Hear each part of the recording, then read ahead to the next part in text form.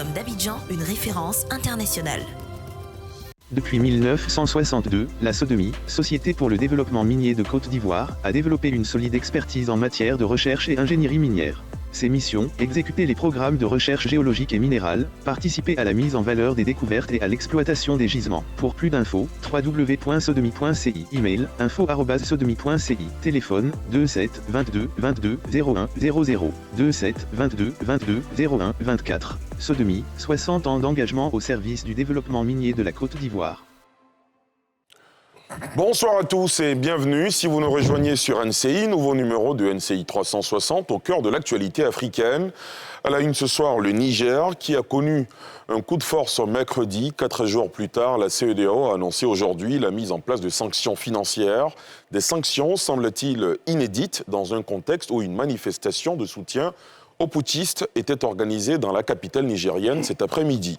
CEDEAO, la difficile équation du Niger, on en parle dans la première partie de cette émission. Au Niger comme au Mali ou au Burkina Faso, on brandit déjà les drapeaux russes. La Russie est-elle en train de remporter sa guerre d'influence dans la région ouest africaine? Cette semaine s'est tenu à Saint-Pétersbourg le sommet Russie-Afrique en présence de délégations de 49 pays africains, dont 17 chefs d'État. Quelle retombée pour les pays africains, analyse et décryptage également à suivre. Et puis en toute fin d'émission, nous évoquerons l'arrestation vendredi d'Ousmane Sonko, l'opposant sénégalais, vous le savez, arrêté vendredi pour vol de téléphone portable et appel à l'insurrection, a été déféré au parquet hier pour divers autres délits et crimes. Face à la presse, le procureur de la République du tribunal de Dakar a retenu 7 chefs d'inculpation contre le leader du parti PASTEF. Quelques échauffourées ont éclaté après ce point de presse. N'hésitez pas, si vous êtes à Dakar ou à Ziguinchor, de nous appeler pour donner votre avis au cours de cette émission. Voilà pour les grandes articulations ce soir. Avec moi en plateau pour évoquer cette actualité chaud bouillante, professeur Simplice Dian-Yodé, enseignant de philosophie politique, président de l'association des professeurs de philosophie de Côte d'Ivoire, écrivain. Bonsoir professeur. Bonsoir Ali. Merci d'être là. Merci. Il est convenu de l'appeler désormais professeur Arthur Banga. Il est historien, spécialiste en sécurité et défense, enseignant à l'université Félix Houphouët-Boigny de Cocody. Bonsoir professeur. Bonsoir. Ça va ? Ça va, ça va. Félicitations déjà. Merci. Vous nous expliquerez comment les choses sont passées cette semaine. D'accord. Docteur Eddy Guipier, politiste, enseignant-chercheur à l'université Pélé-Forogon Koulibaly de Korogo. Bonsoir, docteur. Bonsoir Ali. Merci d'être là. Merci beaucoup. Aristide Nkenda, communicant, journaliste, éditorialiste, j'ai envie de dire un ex-inconditionnel de cette émission, puisqu'il n'est plus très présent. Bonsoir Aristide. Bonsoir Ali. Merci d'être là. Merci. Ça fait plaisir de vous revoir. D'accord. Merci beaucoup. Geoffroy Julien Kouao, politologue et écrivain, enseignant de droit. Merci d'être là également. Merci beaucoup. Et Landry Couillot, juriste, analyste politique, formateur à l'ENA. Merci beaucoup à vous, messieurs, d'être venus faire le débat ce soir.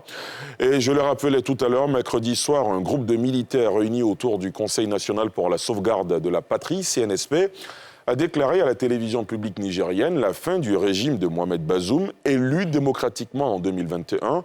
Ces militaires justifient leur action par la dégradation de la situation sécuritaire, la mauvaise gouvernance économique et sociale. Il s'agit du 4e coup d'État enregistré au sein de la communauté économique des États de l'Afrique de l'Ouest depuis le 18 août 2020. Souvenez-vous, après celui du Mali, de la Guinée et du Burkina Faso. Réunis ce dimanche à Abuja, les dirigeants de la CEDEAO ont opté pour la fermeté face à cette nouvelle situation. Je vous propose de faire le point avec notre reporter Salif Yalekwe et on en parle juste après, messieurs. Les dirigeants de la CEDEAO, Communauté économique des États de l'Afrique de l'Ouest, réunis dimanche à Abuja, ont fixé un ultimatum d'une semaine aux putschistes, au Niger, pour restaurer l'ordre constitutionnel, soulignant ne pas exclure un recours à la force. La CEDEAO a notamment demandé la libération immédiate du président Bazoum et le retour complet à l'ordre constitutionnel en République du Niger, selon les résolutions lues à la fin de ce sommet extraordinaire, présidé par le chef d'État du Nigeria, Bola Tinubu.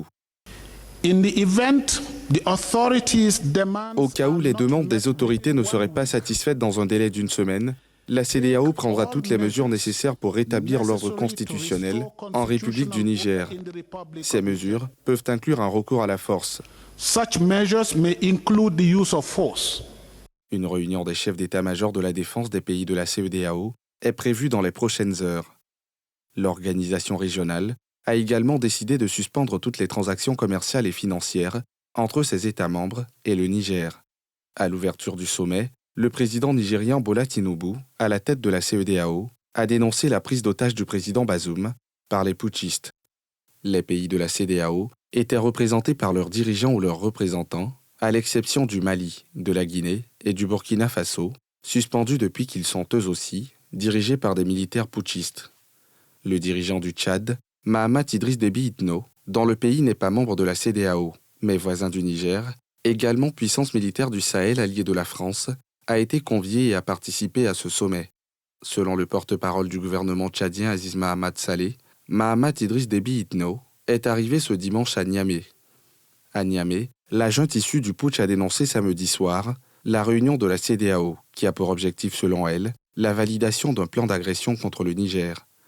Elle y voit la menace d'une intervention militaire imminente à Niamey, en collaboration avec les pays africains, non membres de l'organisation, et certains pays occidentaux, selon un communiqué lu à la télévision nationale. Sur place à Niamey, des manifestants étaient dans la rue pour exprimer leur soutien aux tombeurs de Bazoum. Messieurs, tout le monde s'accorde à dire que cette fois-ci, la CEDEAO est en train de bander les muscles, s'apprête à user même de la force. On est toujours dans de l'annonce où vous pensez que cette fois-ci, la CEDEAO peut aller jusqu'à user de force. Geoffroy Kouao. Oui, d'abord, il faut remarquer, il faut observer que en 3 ans, l'Afrique occidentale a connu 6 coups d'État. Ça fait beaucoup. Au Mali, 2 au Burkina, 1 en Guinée et 1 le plus récent au Niger. Le plus récent au Niger. Ce qui fait 2 coups d'État par an, 1 coup d'État chaque 6 mois. À titre de comparaison, l'Afrique centrale, sur la même période, a connu 1 coup d'État au Tchad, l'Afrique orientale, 1 coup d'État au Soudan, 0 coup d'État en Afrique méridionale, 0 coup d'État en Afrique septentrionale.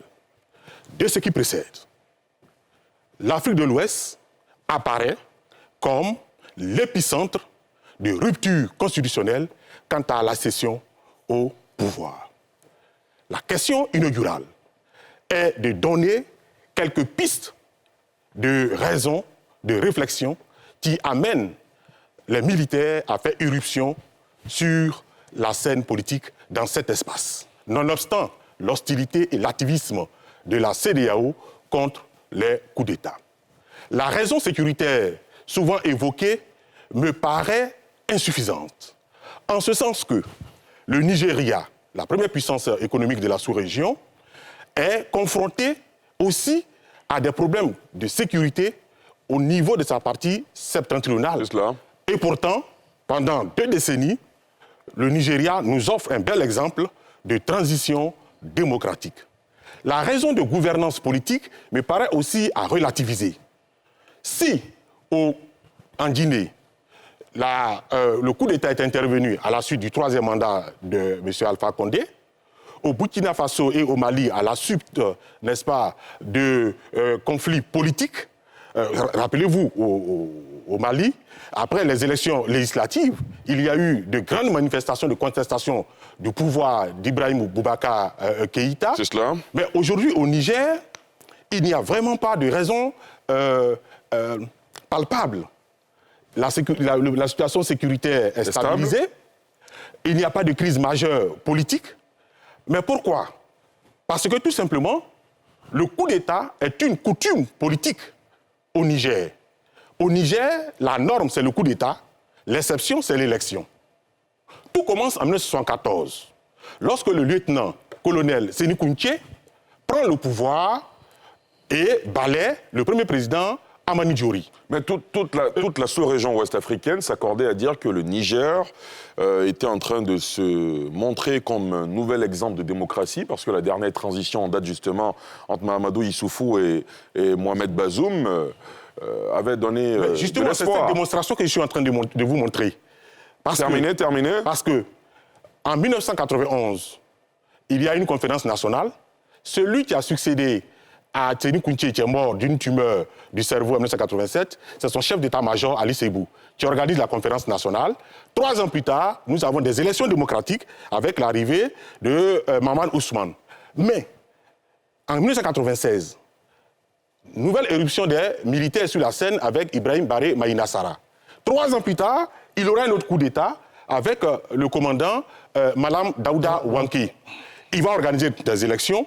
Un autre militaire maintenant habillé en civil, Mamadou Tandja, prend le pouvoir. Exactement. Nous avons 10 ans d'accalmie politique. Mamadou Tandja révise la Constitution, fait un 3e mandat. Une crise politique s'installe, l'armée vient arbitrer avec Salifou Djibo, qui organise des élections et voit Mamadou Issoufou prendre le pouvoir. Donc, depuis 2010, nous sommes dans une stabilité démocratique au Niger. Et voilà qu'en l'absence de toute crise politique, les militaires prennent le pouvoir. Tout simplement. Donc pour vous, c'est une tradition. C'est une tradition. C'est une coutume nigérienne. À beau chasser le naturel, il revient au galop, c'est ce que vous dites? Vous avez résumé ma pensée. Professeur Arthur Banga, réaction? Bon, Eddy me demande d'utiliser le vocabulaire lié à mon statut. Je vais essayer de temporiser, mais non, ma foi, arrêtez de donner des prétextes. On a un monsieur qui pense que le Niger est son champ, qui pense que la garde présidentielle lui appartient. Il s'appelle Tchani. On l'a renvoyé parce que le président a le droit de le renvoyer. Comme dans tous les pays, le président nomme.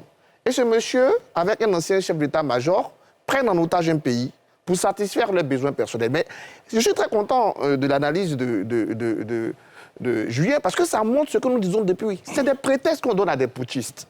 C'est tous des assoiffés de pouvoir, qui n'ont pas la capacité politique, ni la capacité intellectuelle de les remporter. Mais écoutez, Ibrahim Traoré, à sa première interview, il a dit que le pouvoir ne l'intéressait pas, il allait sans doute le donner à quelqu'un. Sa dernière interview dit que les élections, ce n'est pas pour tout de suite. Regardez Goïta. Dès le premier jour, je vais revenir à la CEDEAO. Parce que la CEDEAO a été ferme avec lui, il s'est caché derrière quelqu'un. Dès qu'il a pu, il a renversé, il s'est assis, il a construit une constitution sur mesure pour rester au pouvoir. C'est des mecs qui ne veulent que le pouvoir. Ils n'aiment pas leur peuple. Ils parlent de souveraineté, mais les premiers qui attaquent... J'ai rigolé hier quand j'ai entendu le CNSP, ils parlent de sauvegarde de la patrie, comme si la patrie nigérienne était menacée. C'est eux qui menacent la patrie nigérienne. Ces militaires irresponsables. Ces militaires qui prennent Arthur, vous les allez deniers un peu fort, publics. hein? Non, mais c'est irresponsable de mettre son pays en danger. Le Tchani, parce qu'il doit être renvoyé, met son pays en danger. Qu'est-ce que j'appelle mettre son pays en danger? Oui, son pays est sous sanction. Menace cette intervention militaire par son égoïsme. On a des égoïstes. Et on va nous créer à chaque fois des pseudo-prétextes pour donner de la crédibilité à cette ignominie. C'est une honte de voir des gens, on a besoin d'eux sur le front, ils sont assis dans des salons. Le masque qu'ils mettent là, Goïta et son ami Ibrahim Touré, c'est pour cacher le sable du désert, c'est pas pour cacher le climatiseur du salon présidentiel. Ils sont en tenue de combat dans des salons feutrés. C'est des militaires qui font honte à notre pays. On peut comprendre qu'il a parlé de tradition, mais le Burkina c'est une tradition, le Mali c'est une tradition, mais on sort des traditions. On ne va pas revenir 10 années après une stabilité et une élection réussie. Le pays qui se tient le mieux en termes de sécurité dans le Sahel, ce monsieur, parce qu'il est renvoyé, va le prendre et va nous sortir sauvegarde de la patrie. C'est lui qui menace sa patrie. C'est lui qui ne respecte pas la souveraineté de son pays. Parce qu'il veut imposer ses choix au choix des Nigériens. Et c'est inacceptable. Je vais terminer par la CEDEAO. Terminé. Que la CEDEAO, j'ai dit hier dans une tribune qu'il est signée dans Jeune Afrique, c'est la pleuterie de la CEDEAO qui nous envoie dans cette situation. La CEDEAO a été tendre quand M. Goïta s'est installé lui-même au pouvoir. Et depuis ce jour, elle a ouvert une boîte de Pandore qu'elle doit refermer absolument au Niger. Parce que si ce putsch du Niger devient une réalité, la CEDEAO est décrédibilisée. Et ça veut dire que demain, on va même jouer un sergent. Est-ce qu'elle ne l'est pas déjà? C'est sa dernière chance, c'est son ultime chance. J'espère qu'il va prendre toutes les mesures nécessaires, comme elle a dit, toutes les options, y compris l'option militaire. Il faut la mettre sur la table. J'espère que nos chefs d'état-major vont se réunir pour affiner un plan propre, pour ramener... Alors, on ne va pas laisser des gens assoiffés de pouvoir, à chaque fois, prendre le destin de nos pays contre la volonté de leur peuple. On ne met pas de manifestation. D'accord. Je vais terminer. Le jour de Bazoum, on oublie que la garde présidentielle a tiré sur des gens. Personne n'en parle aujourd'hui. On va prendre des gens, on les met dans les rues de Niamey, et puis on me dit que le coup d'État est populaire. Rien n'est populaire. Ils sont soutenus par personne. C'est une bande de gens qui veulent partager, s'approprier le gâteau de leur pays, comme ils le font partout. On vous a compris, Arthur Banga. Docteur Eddy Guifier, intervention militaire de la CEDEAO, utopie pour vous, perspective sérieuse? Alors, l'intervention militaire de la CEDEAO, on a déjà vu cela en Côte d'Ivoire dans un premier temps, si mes souvenirs sont bons, en 2010. En tout cas, une menace d'intervention. Et puis, on l'a vu également en Gambie, où ça a pu décanter les choses. C'est-à-dire qu'à un moment, les choses étaient bloquées en Gambie lorsque le président Yahya Jammeh avait décidé de quitter le pouvoir et puis s'était rétracté par la suite. Effectivement, la CEDEAO n'avait pas apprécié cette rétractation et avait tout de suite, on va dire, agité le chiffon rouge de la montée en puissance d'un dispositif militaire pour essayer de, comment dirais-je, l'enlever militairement. Et bon, sans qu'elle n'ait pu déployer quelques soldats que ce soit, le président Yahya Jammeh a compris justement le sérieux du projet de la CEDEAO et on va dire, s'est exilé en Guinée équatoriale. Pour le Niger, je ne dirais pas que c'est une utopie, mais il y aura peut-être beaucoup d'obstacles ou de difficultés. Effectivement, la Gambie n'est pas le Niger. Alors, la Gambie n'est pas le Niger. Le Niger est un État qui est engagé depuis pas mal de temps, on va dire, dans la lutte contre le terrorisme.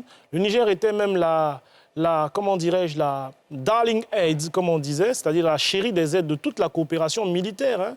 Vous avez derrière l'image qui passe là, vous avez le général Salaou, qui est le commandant des forces spéciales, qui est un chéri de l'aide de la coopération militaire occidentale. Donc ce sont des forces qui sont peu ou prou armées, ce sont des forces qui sont engagées dans la lutte contre le terrorisme. Et la majorité, quand vous prenez, qui sont les voisins du Niger, vous avez d'une part la Libye qui ne peut pas intervenir, qui n'est pas dans la CEDEAO, Algérie pareil, vous avez le Mali, qui aura de très fortes réticences à intervenir, pour les raisons que vous connaissez déjà. Vous avez le Bénin, peut-être par un axe méridional, ou bien le tout-puissant Nigeria, peut-être sur lequel tout le monde se retournera, et puis peut-être le Tchad. Mais les informations qu'on a pu avoir, bon, glanées qu'on doit utiliser au conditionnel, certains Tchadiens se montreraient très rétifs à intervenir. S'il n'y a que le Nigeria, bon, ou du moins une entrée ou bien une montée en puissance de dispositif depuis le nord du Nigeria qui pourrait peut-être passer par Niamey. J'ai omis le Burkina aussi, qui est un voisin du Niger, qui effectivement se montrera rétif aussi. Donc l'un mis dans l'autre, il n'y a pas d'impossibilité de l'action militaire, puisque les militaires ne sont pas fous, ce sont des acteurs rationnels et qui savent faire la part des choses devant les vrais rapports de force. Vous l'avez vu déjà avec Yahya Jammeh, qui est militaire de son État, mais qui avait compris que la CEDEAO ne badinait pas. Mais les 1 million de kilomètres carrés du Niger ne sont pas les 11 500 kilomètres carrés de la Gambie. Ce n'est pas la même dimension, ce n'est pas la même armée. Et donc, je pense qu'il y aura des obstacles. Mais dans tous les cas, l'option est mise sur la table et c'est à la junte d'apprécier. Professeur Dion ? Ce coup d'État, c'est l'expression de la bêtise, de la méchanceté, du pouvoirisme, parce que rien ne le justifie.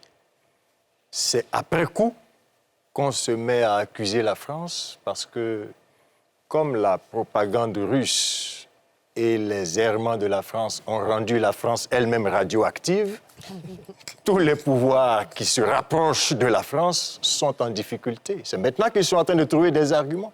La France veut nous attaquer, donc ça secoue un peu la fibre patriotique et souverainiste des jeunes qui sortent dans la rue. Mais comment comprendre justement qu'au lendemain d'un tel coup comme cela s'est passé au Niger, des populations, c'est le même scénario qui s'est produit au Mali, au Burkina Faso, des populations convergent vers l'ambassade de France dans le pays et commencent à déchirer le drapeau français, arborent désormais le drapeau russe. C'est le travail c'est ce que je viens de dire, c'est le travail de la propagande, de la manipulation de la Russie et de ses acteurs. Le monde est en guerre.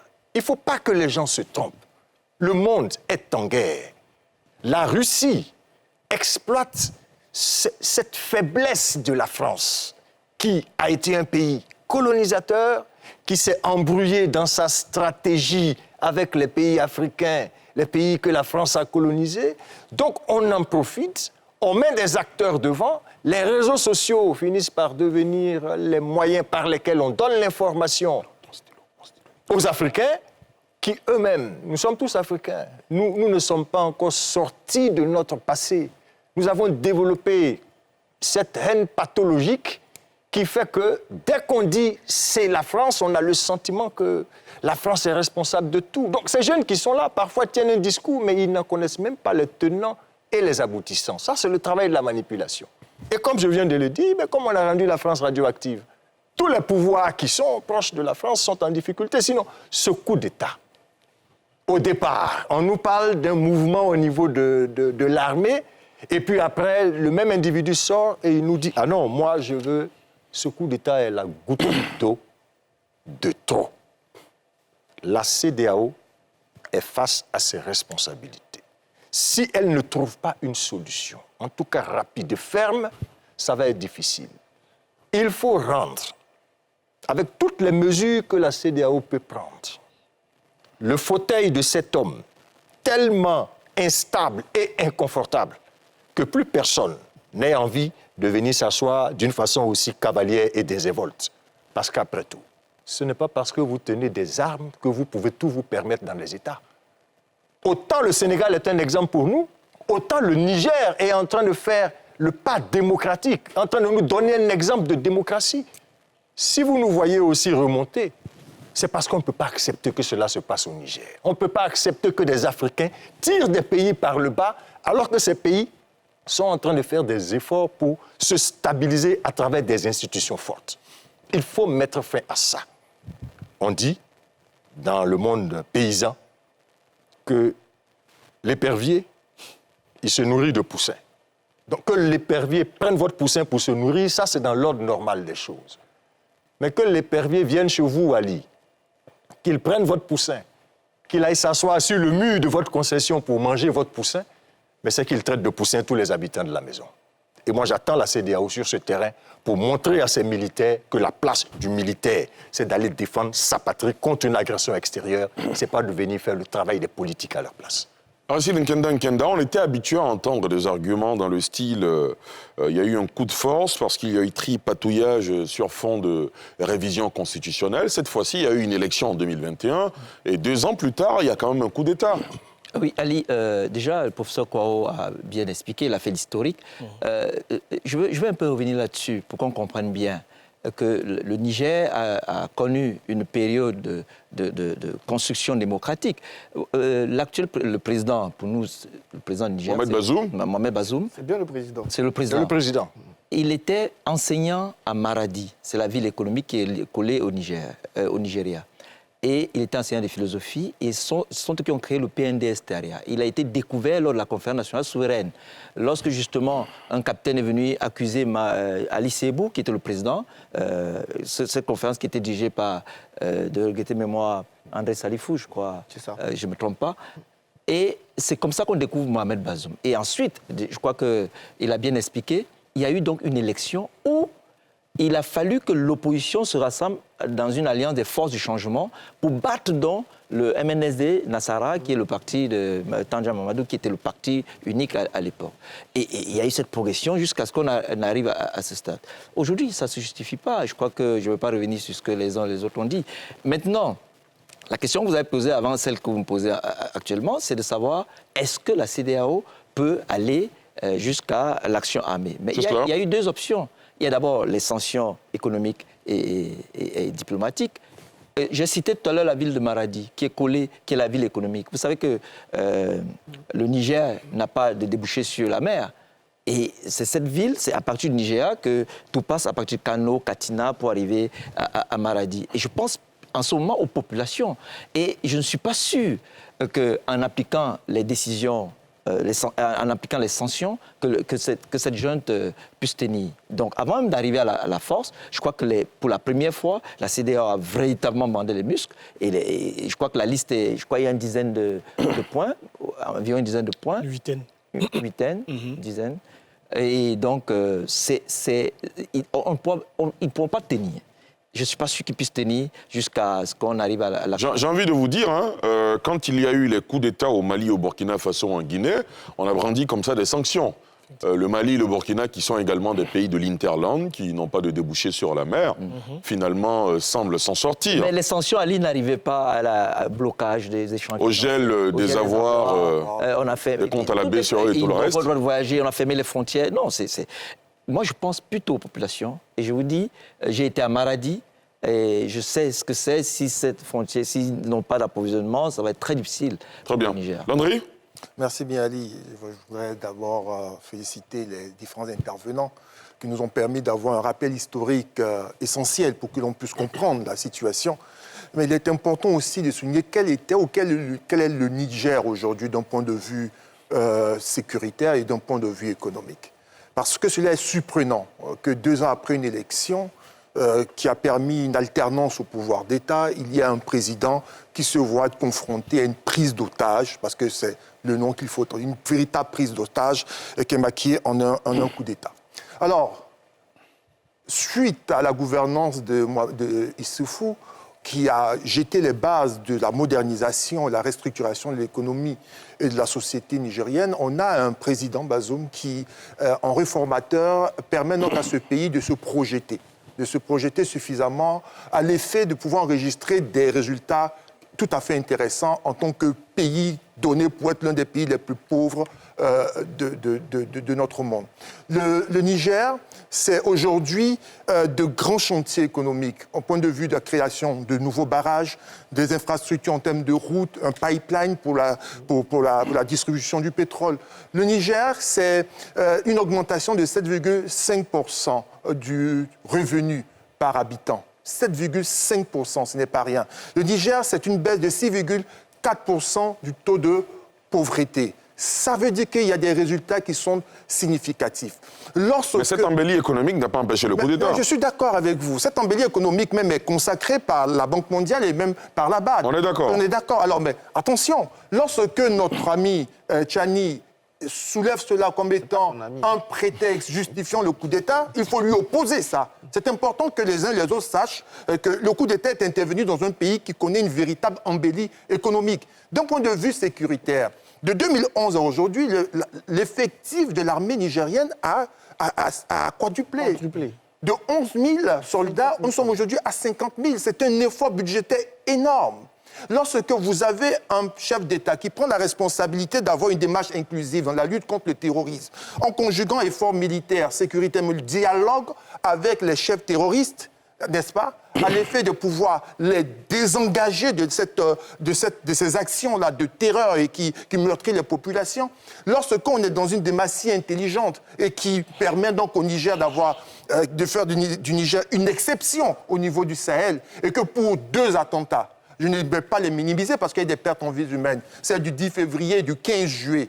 Lorsqu'on prend ces 2 éléments comme prétexte pour dire qu'on est dans un état déliquescent, je dis on manque réellement de sérieux dans ce que l'on propose comme étant raison à ce coup d'État. Comme disait Dr Arthur Banga, c'est un individu qui, depuis 2011, est à la tête de la garde présidentielle, qui refuse de pouvoir faire valoir ses droits, peut-être à la retraite ou à autre chose, et qui estime être dans chez lui, et certainement du haut de son grade, considère le nouveau président comme un parvenu, quelqu'un qui ne sait absolument rien et qui ne pourrait pas lui permettre, qui ne pourrait pas lui demander d'aller voir ailleurs. C'est triste de le faire savoir, mais on est aujourd'hui dans un risque permanent de savoir qu'au-delà du Niger, on a des pays qui sont tout aussi dans la même configuration, c'est-à-dire des pays où tout est à faire, des pays qui sont fragiles économiquement, des pays qui sont fragiles socialement, qui risquent d'être la proie à des gens de situation. D'accord. Monsieur, les arguments que vous avez développés ce soir, j'ai l'impression de les avoir entendus quand on traitait les cas maliens, burkina, guinéens. Aujourd'hui, il y a comme un effet de contagion, où le Niger a aussi connu un coup de force. Finalement, est-ce qu'on n'est pas en train d'assister à un nouvel ordre mondial ? Je me pose la question, comme beaucoup de nos téléspectateurs se posent. Oui, professeur Arthur Banga. Je vais quand même revenir rapidement sur l'intervention. Essayons d'aller très vite sur les choses qu'on n'a pas déjà dites. De résistance, de cueil. Mais je vais dire, l'armée nigérienne n'est pas derrière ce coup d'État. C'est une bande qui maintient en otage. Dès que... Après, l'armée s'est alignée. Quand je parle de l'armée n'est pas derrière ce coup d'État. Il y a le général Maudit qui a repris sa place. L'armée n'est pas derrière ce coup d'État. Oui, effectivement, les généraux se sont appelés, ils ont vu qu'ils peuvent partager le gâteau, certains sont là. Donc, il y en a qui sont dans l'incertitude. Il y en a dans l'armée, dans les 50 000. Il y a beaucoup qui sont pro-République d'abord, qui n'acceptent pas cette honte, mais qui ne peuvent pas se manifester. Dès qu'il y aura la pression, tu verras, ceux-là vont se manifester comme une 5e colonne. Parce qu'un militaire digne ne peut pas accepter le tableau que vient de faire Landry et se faire humilier. Moi, j'ai confiance à l'armée nigérienne, à ces soldats qui sont au front, qui voient tous les jours les efforts de leur gouvernement. Je suis sûr que ces soldats-là, quand la communauté internationale sait devoir prendre ses responsabilités, ils seront une 5e colonne pour dire non à ceux qui veulent prendre en otage leur pays. Parce que vous allez à la retraite, mais allez à la retraite. Si vous n'êtes pas d'accord, vous créez un parti politique, vous venez faire le combat politique. Donc moi, je pense qu'on n'a pas une armée en bloc. On a quelques généraux. D'ailleurs, ils ont mis 2 jours pour sortir le nom de Tchani. Parce qu'il y a eu à avoir des tractations, des palabres, des promesses sur le dos, sur le gâteau de l'État nigérien. Donc je suis sûr qu'au moment où on va montrer les muscles, les vrais soldats patriotes républicains du Niger vont se manifester. Ils ne vont pas accepter qu'un seul homme avec sa bande prenne en otage le pays. Parce que c'est une honte. On revient sur le Burkina, le Mali. J'aime pas donner comme je disais, ils ont toujours eu des prétextes. Et malheureusement, on a eu des intellectuels, des populations qui ont soutenu ces prétextes-là. Le Mali a pu avoir son prétexte autour de la crise politique d'Ibrahim Boubacar Keïta, ce qui a fait d'ailleurs que la CEDEAO n'a pas été si sévère. Parce que la CEDEAO, dans le coup d'État, s'est dit, bon, il y a quelque chose qui peut l'expliquer. Au Burkina, la même chose. Après les 50 morts et le manque de réaction de l'Europe, en Guinée, on s'est dit le 3e mandat. Mais à chaque fois, je disais sur ce plateau que ce qu'on est en train de faire, cette légèreté va nous payer. Et aujourd'hui, on a le cas de la légèreté qui nous paye. C'est de dire, il faut être ferme. Et aujourd'hui, la CEDEAO doit être ferme. Si la CEDEAO n'est pas ferme, je vous jure que ça ne sera même plus des capitaines. C'est un jour un sergent qui va prendre le pouvoir. D'accord, très bien. Alors, au sein des populations nigériennes, il s'en trouve qui estiment que si les sanctions de la CEDEAO sont appliquées, le grand perdant, c'est le peuple nigérien. Et il y en a un qui nous appelle, il s'appelle Jola Bidal, qui nous appelle de Niamey. Bonsoir. Bien sûr. Oui, bonsoir, monsieur Ali. Nous vous écoutons. Alors, moi, j'ai 3 petites interventions. D'abord, ma première remarque, c'est que la CEDEAO, d'abord, se discrédite lorsqu'elle fait appel, ou du moins, elle invite à se pourparler un autre putschiste en provenance, bien entendu, du Tchad. Vous parlez du chef... Puis, ça lui enlève toute la crédibilité qui en suivra. Vous parlez de Mahamat Déby, c'est cela ? Absolument, oui. Alors, laissez-moi faire. Il se trouve, selon les informations de notre possession, que c'est Mahamat Déby qui s'est proposé. Il n'a pas été mandaté par la CEDEAO. Oui, mais proposé ou mandaté, vous voyez, quand... Non, moi, je précise juste cela pour vous permettre d'aller... Parce qu'on a un devoir de clarté envers nos téléspectateurs. Or, on sait que la CEDEAO est en cherche, ou du moins est en quête de crédibilité, mais tout de suite, ça jette du discrédit, son action jette du discrédit sur les populations membres de la CEDEAO. D'accord. Deuxième point. Ça, c'est 1. 2. Concernant, bien entendu, les sanctions économiques, je vois bien que il y a l'un de vos co-débattants qui a présenté la ville frontalière au Nigeria, qui est un vrai pool de trucs, mais je vous dis, les sanctions économiques ne pèseront seulement que sur la population. La junte au pouvoir ne va souffrir de rien. Nous avons vu, bien entendu, l'exemple du Mali, c'est dépassé, ça n'a rien fait. D'accord. Maintenant, troisièmement... Oui, terminé. La CEDEAO ne pourra pas utiliser, bien entendu, la force. La force ne réglera pas. Ou du moins, la CEDEAO peut se donner plus de crédibilité en se dépêchant à constituer cette force armée qui aura pour but premier d'aider les pays qui sont confrontés à des problèmes sécuritaires. C'est comme ça qu'elle va se donner de la crédibilité. Elle ne se donne pas de la crédibilité en venant chasser des pushistes, ainsi de suite. Réglez leurs problèmes sécuritaires, en ce moment-là, vous aurez plus de crédibilité. D'accord. Moi, c'est ce que je veux dire. D'accord. Moi, la question que j'ai envie de vous poser, puisque vous êtes à Niamey, vous estimez que les sanctions de la CEDEAO seront inopportunes. Oui. Pour vous, le coup d'État est consommé, la CEDEAO doit laisser faire. Vous approuvez ce coup d'État ? Le coup d'État, il est déjà consommé. Parce que même si par hasard, je dis bien, même si par hasard, le président Bazoum revenait au pouvoir, mais qu'est-ce que ça créerait? C'est de l'instabilité pendant longtemps, c'est des militaires qui ont tous bien entendu fait allégeance à l'acte bien entendu de choses de dépôt du pouvoir légitime. Est-ce qu'on va éradiquer toute cette armée pour constituer une nouvelle armée? C'est pas toute l'armée qui est mais non. Moi je pense que la CEDEAO, elle peut simplement négocier, créer bien entendu, les aider à mettre en place une feuille de route et puis sortir le Niger de là. Parce que quoi qu'il en soit, même si on estime que les motifs qui sont allégués ne sont pas exacts, mais il y a une réalité qui est là, il y a un problème sécuritaire crucial dans tous ces pays-là, à part bien entendu le Sénégal. Non, pardon, à part la Guinée. Il y a un problème sécuritaire. D'accord, très bien. En tout cas, merci beaucoup, Jola Bidal, de nous avoir appelé depuis le Niger. Geoffroy Kao, réaction? Oui, d'abord concernant la CEDEAO. Je pense que la CEDEAO doit d'abord interroger son statut juridique. C'est une association d'États, donc une organisation internationale qui n'a pas vocation à s'intéresser aux affaires intérieures de ses membres. Par opposition à une fédération, comme par exemple l'État fédéral du Nigeria, qui peut, de par sa nature juridique, interférer dans les affaires intérieures des États fédérés. Il n'est pas du ressort de la CEDEAO, au regard de son statut juridique, d'intervenir dans les affaires intérieures. Concernant la Gambie, attention, d'abord la Gambie c'est un micro-État. C'est un micro-État avec une armée résiduelle et que le Sénégal a toujours pris comme un de ses départements. Rappelez-vous bien, la Sénégambie, formée en 81 entre Aboudou Diouf et Daouda Kariba Diawara, qui n'est pas allé loin, mais c'était d'abord un pays, c'est un petit pays qu'on peut enjamber en une marche. Alors que le Niger, c'est totalement différent. Deuxième chose. Pour ne pas nous perdre, est-ce que vous permettez qu'on réagisse déjà sur le statut juridique de la CEDEAO, parce que ça suscite des réactions, et on poursuit. Arthur Banga, allez-y. Je veux dire que le statut juridique de la CEDEAO s'appuie sur des protocoles, sur des accords et sur des traités.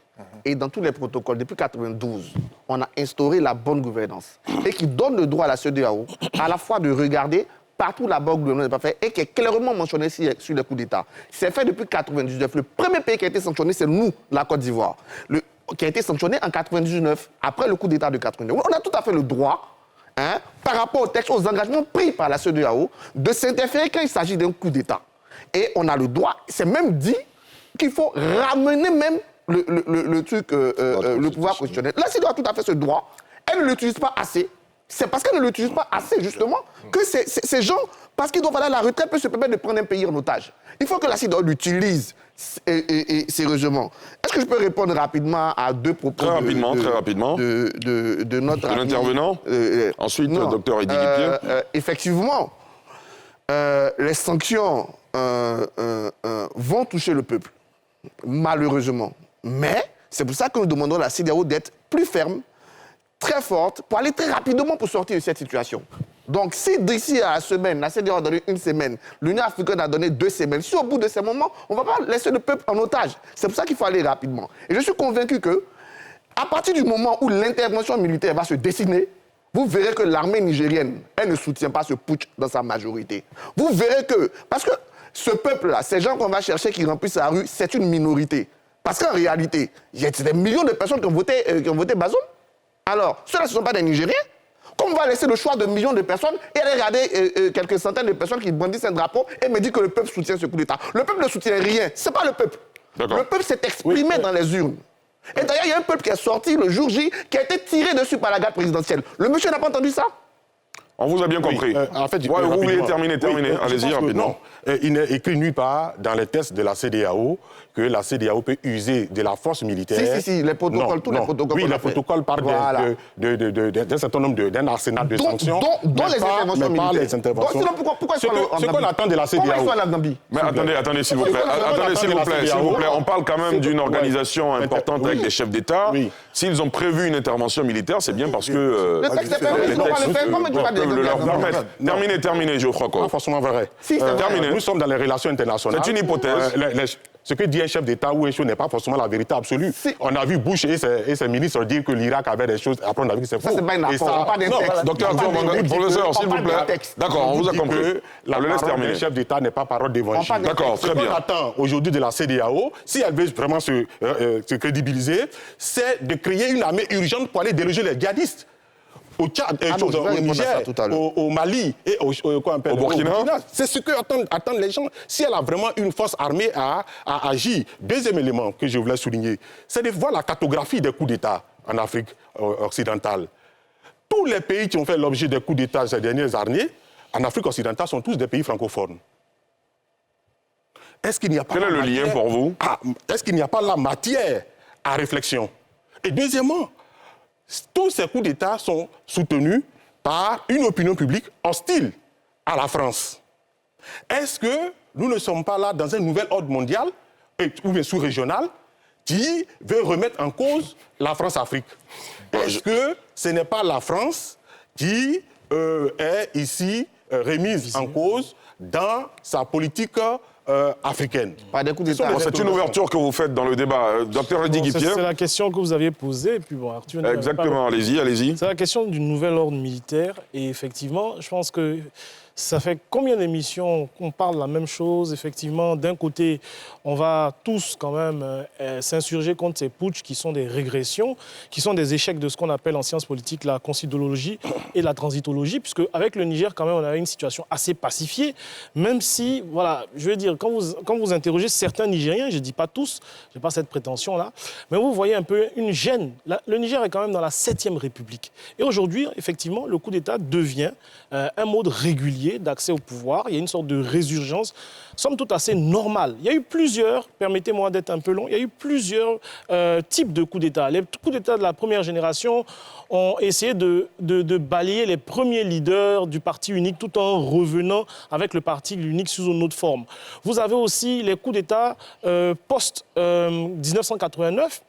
Ensuite, vous avez eu les coups d'État en amont du sommet d'Alger qui avait condamné complètement tous les coups d'État, qui avait eu cet arsenal normatif international assez contraignant, qui a fait qu'il y a eu des techniques qui ont été utilisées par les nouveaux putschistes. Je suis un putschiste en lieu et place de la junte militaire classique. Cette fois-ci, je vais prendre un premier ministre de transition, la plupart du temps hors sol, venant des institutions financières internationales, pour essayer de piloter la transition politique. Aujourd'hui, ils ne prennent même plus cette précaution. C'est les jeunes qui sont là, c'est les jeunes qui y restent. Ça devient, on va dire, un mode, comme je l'ai dit, régulier d'accession au pouvoir. Mais il y a quand même le serpent qui se mord la queue. La question inéluctable de la fin de ces processus de transition-là.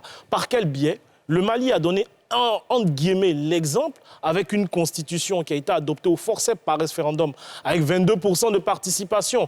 Même si les Maliens sont coutumiers, on va dire, d'une très faible participation, pour ne pas dire une, abstention, mais aujourd'hui, on se pose la question de savoir quelle est la destinée de ces derniers-là. Vous avez pris le pouvoir, vous allez gérer peu ou prou ce dernier-là, mais que ferez-vous ? Quand allez-vous tomber le treillis militaire, ça va porter malheur à Damiba? Dès lors qu'il a commencé à prendre l'habit civil, il est parti dans la semaine qui a suivi. Bon, j'ai vu que le président malien, le président de la transition malienne a tombé aussi le treillis. On les attend, on va dire, vis-à-vis de cette inéluctable-là. Arthur le disait tantôt, le propos n'est pas dépourvu de sens. Si vous voulez vous insurger, ou du moins vous voulez pénétrer le champ politique, faites comme tout le monde, tombez le kaki et puis présentez-vous. Donc il y a ce bout du tunnel là auquel ils sont attendus. Effectivement, passer toute cette kyriale, cette litanie, ce chapelet de le président gérait mal, etc., il y a les impératifs de la gouvernance pour lesquels ils ne sont pas forcément... Et les réalités. Et il y a la question du raffermissement de leur pouvoir politique. C'est-à-dire qu'à un certain moment, ils seront obligés de légitimer leur forfait par un biais ou par un autre. Aristide Nkenda, avant de vous donner la parole, comme le disait tout à l'heure Dr Eddy Guy-Pierre, il y a l'un de nos appelants, Florent Kouakou, qui nous appelle de la Normandie en France, qui estime que les arguments avancés par les jeunes ne tiennent pas la route, parce qu'il y a des pays comme le Nigeria ou le Cameroun où il y a des crises sécuritaires, des pays en proie au terrorisme, mais qui ne succombent pas à des coups d'État. Florent Kouakou, bonsoir. Bonsoir. Nous vous écoutons. Moi, j'appelais parce que de nos derniers temps, on a constaté qu'il y a beaucoup de coups d'État qui se passent en Afrique de l'Ouest. Et la raison évoquée, c'est la crise sécuritaire. Et sauf que quand on prend, dans la même situation, on prend des pays comme le Nigeria, des pays comme le Cameroun, le Mozambique. D'ailleurs, le Mozambique qui continue de subir les affres du terrorisme. Il n'y a pas de coup d'État. Parce que la place d'un militaire, elle est où? La place d'un militaire est sur le front. Et aujourd'hui, on a des États qui dépensent des millions, qui dépensent beaucoup d'argent pour former du personnel, pour former ces personnes. Aujourd'hui, quand on prend en France, on parle de forces spéciales, mais les forces spéciales sont où? Les forces spéciales sont sur le terrain. Il y a du résultat. C'est des personnes qui sont là pour aller dans des zones où le militaire normal ne peut pas y aller. Mais aujourd'hui, on a toutes ces personnes que M. Goïta, qui fait partie des forces spéciales maliennes, on prend le capitaine, on prend ce monsieur-là, avec qui on investit beaucoup d'argent et qui se retrouvent aujourd'hui dans les palais. Quand on parle de mal-gouvernance, mais le Mali, le Burkina, a toujours été géré par des militaires. C'est des militaires qui ont mal gouverné le Mali, ce n'est pas des civils. Et aujourd'hui, on prend ces prétextes parce que On a la Russie qui est arrivée en Afrique de l'Ouest, qui est arrivée en Afrique. Et la Russie a trouvé le moyen de pouvoir s'installer. Et c'est qui? C'est des zones où la France la France a colonisé. Et c'est des zones qui sont plus faibles parce que la France n'a pas forcément les mêmes moyens que donneraient les États-Unis. Quand on prend le Mali aujourd'hui, qui a été sanctionné par les États-Unis, il n'y a eu aucune réaction de Goïta. Par contre, tout de suite, on accusera la France de quelque chose. D'accord. Et c'est pareil. Et si la CEDEAO aujourd'hui ne se résout pas à régler ce problème, à taper sur du poing, à même, moi je dirais, créer une force pour la protection des présidents. Arrêtons avec ces histoires de garde républicaine, parce que c'est les mêmes qui sont tout le temps en train de faire des coups d'État, vu qu'ils ont le pouvoir en main. En tout cas, ça va donner à réfléchir. Ça n'a rien à voir. Enfin, merci beaucoup, M. Florent Kouakou, de nous avoir appelés depuis la France. Aristide Nkenda. Oui, je voudrais dire au professeur Kouakou qu'en sciences sociales ou en sciences humaines, il n'y a ni loi ni expérimentation possible. Ce qui est vrai pour le Burkina n'est pas vrai pour le Niger. Et vous savez, même l'intervenant, il dit que j'ai cité Maradi. Non, parce que c'est la capitale économique. Mais s'il y a des sanctions contre le Niger, ça va impacter les populations. Et pour revenir à la conférence nationale souveraine de 1991, pourquoi est-ce qu'ils ont tenu cette conférence? Mais parce qu'on a frappé des étudiants. Donc c'est un pays qui a cet amour pour la démocratie. Et je crois que Arthur l'a dit, ce n'est pas le peuple qui est dehors. Le peuple nigérien, c'est un peuple démocratique. Moi, j'ai vécu au Niger. Et le professeur Dion a dit tout à l'heure, il a sorti le mot manipulation. Parce que les gens ne possèdent pas crémation mentale espiègle. Donc, pour attiser les automatismes d'engagés, pour faire croire qu'il y a un nouvel ordre mondial, qu'il y a des gens dans le contrôle des territoires, il y a ceux qui essaient de lorgner quelques territoires. Non, ce n'est pas possible. Le Niger, c'est un pays qui a sa particularité. Si le peuple sent qu'il y a la difficulté, le peuple ne l'acceptera pas. C'est pour ça que la CEDEAO, étant consciente de cet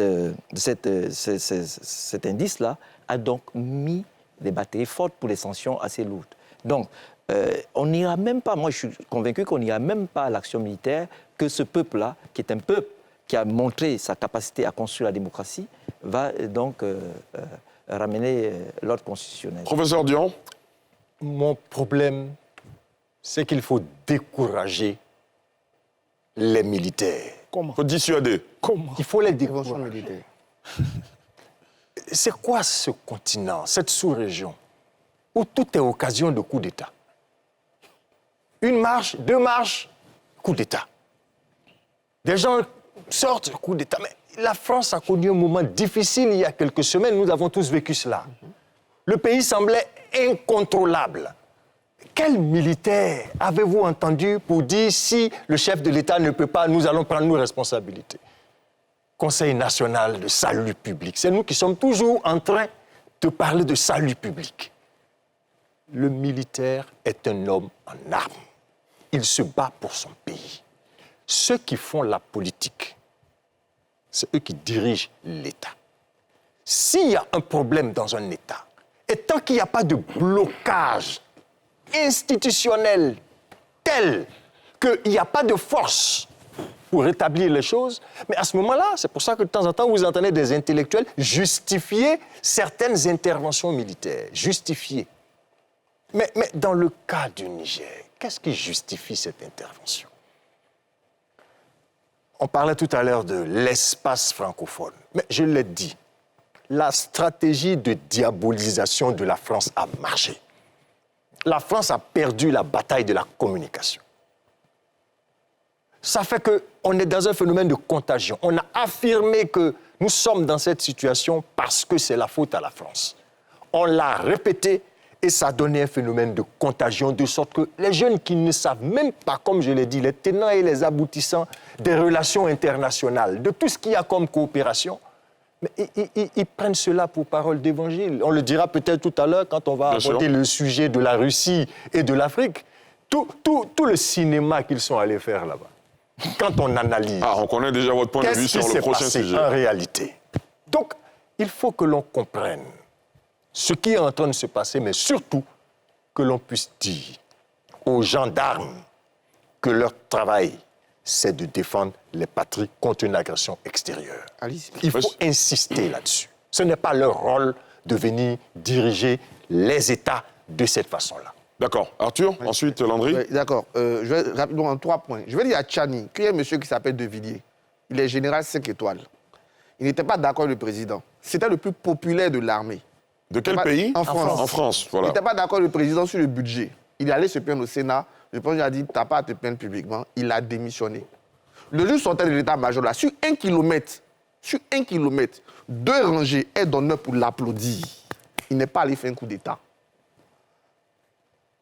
On l'applaudit sur 1 kilomètre. Donc que Tchani arrête. Le Niger, ce n'est pas son village. Pour revenir à la question de sécurité, Geoffroy, il y a pas moins de 8 soldats ivoiriens qui sont morts au Mali. Le Sénégal a perdu des hommes au Mali. Le Bénin a perdu des hommes au Mali. L'essentiel du contingent des MINUSMA a commencé par la CEDEAO. C'est la force de la CEDEAO là, qui a été transformée en force des Nations Unies. C'est la CEDEAO qui est la première arrivée sur le terrain au Mali avec les Tchadiens. Donc la CEDEAO s'est battue pour le Mali, au point que nos soldats ivoiriens soient morts. Donc quand j'entends qu'on ne fait rien, on fait. On a créé des instruments. Ils ne viennent pas. L'initiative d'Accra pour échanger des renseignements, ils ne viennent pas. Quand on fait les manœuvres conjointes, ils ne viennent pas. Qui ont? Je vais dire la Côte d'Ivoire, par exemple. L'initiative d'Accra, c'est une initiative ouest-africaine. Donc venez dire que l'Afrique de l'Ouest, je suis d'accord que l'Afrique de l'Ouest ne fait pas assez, mais l'Afrique de l'Ouest fait. D'accord. Voilà. Je vais terminer un dernier argument que les gens disent. Donc, il faut arrêter de prétexter le manque de soutien aux djihadistes pour justifier le coup d'État. La CEDEAO n'a pas besoin d'attendre de finir de régler tous les djihadistes qui vont exister avant de s'occuper des coups d'État. Elle doit les empêcher. Dernier point. On justifie le coup d'État par ça, on justifie le coup d'État par les troisièmes mandats. Vous avez terminé, Arthur? Je termine dessus. Comme si changer une constitution, c'est interdit. Une constitution, ça se change. Touadéra a changé le soir là, non? Il a rendu ça sans mandat. Donc demain, on a fait un coup d'État en Centrafrique. Il faut arrêter de donner des prétextes. Landry Couillot, on vous a bien compris, Arthur Banga. Landry Couillot. Il est évident qu'il n'y a pas de raison valable pour la junte au pouvoir au niveau du Niger. Et c'est en cela que l'on va se débrouiller pour pouvoir s'aligner sur une certaine dogue idéologique à l'effet de pouvoir gagner en légitimité populaire. C'est en cela que vous verrez depuis hier ou avant-hier des jeunes dans la rue avec les drapeaux russes demandant le départ de la France, menaçant bien sûr les intérêts français. Certainement que monsieur le général Tchani n'aura pas d'autre choix. N'aura vraiment pas d'autre choix, compte tenu de la fragilité de son pouvoir, n'aura pas d'autre choix que de pouvoir s'inspirer de ce discours-là et se rapprocher du Burkina Faso et du Mali. Mais ça se présente un véritable danger pour la France, parce que s'ils s'engouffrent dans ce tunnel incertain, les intérêts français sont réellement menacés, dans le sens où l'armée française a bien sûr un contingent militaire constitué de 1500 soldats.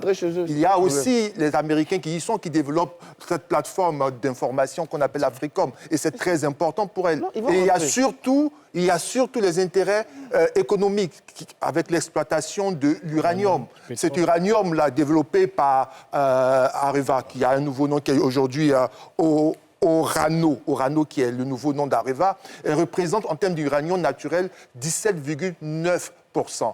Ce qu'on appelle l'indépendance énergétique de la France est en partie menacée. C'est vrai qu'on me dira qu'elle a constitué un stock sur 10 ans. Mais sur 10 ans, un stock, ça peut s'épuiser. Et si on perd cet uranium bon marché, afin d'aller l'avoir, de l'autre côté, ce sont des... Si la France perd cet uranium bon marché et qu'il l'emmène à être obligé d'en acheter un uranium beaucoup plus cher de l'autre côté, il y a forcément un impact. Donc, il y a ces conséquences-là qu'il faut pouvoir viser à l'effet de pouvoir comprendre la réaction de Paris et des autres. Surtout que lorsqu'au niveau de la France, les dirigeants disent que ce n'est pas encore acté, il faut continuer, on n'acceptera pas, on ne peut pas admettre un tel coup d'État, c'est parce qu'au-delà même des raisons de principe, il y a des intérêts économiques et financiers à court, moyen et long terme et qui risquent de fragiliser la force de ce pays-là et surtout son indépendance énergétique et qui risque d'entamer durablement son effort de réindustrialisation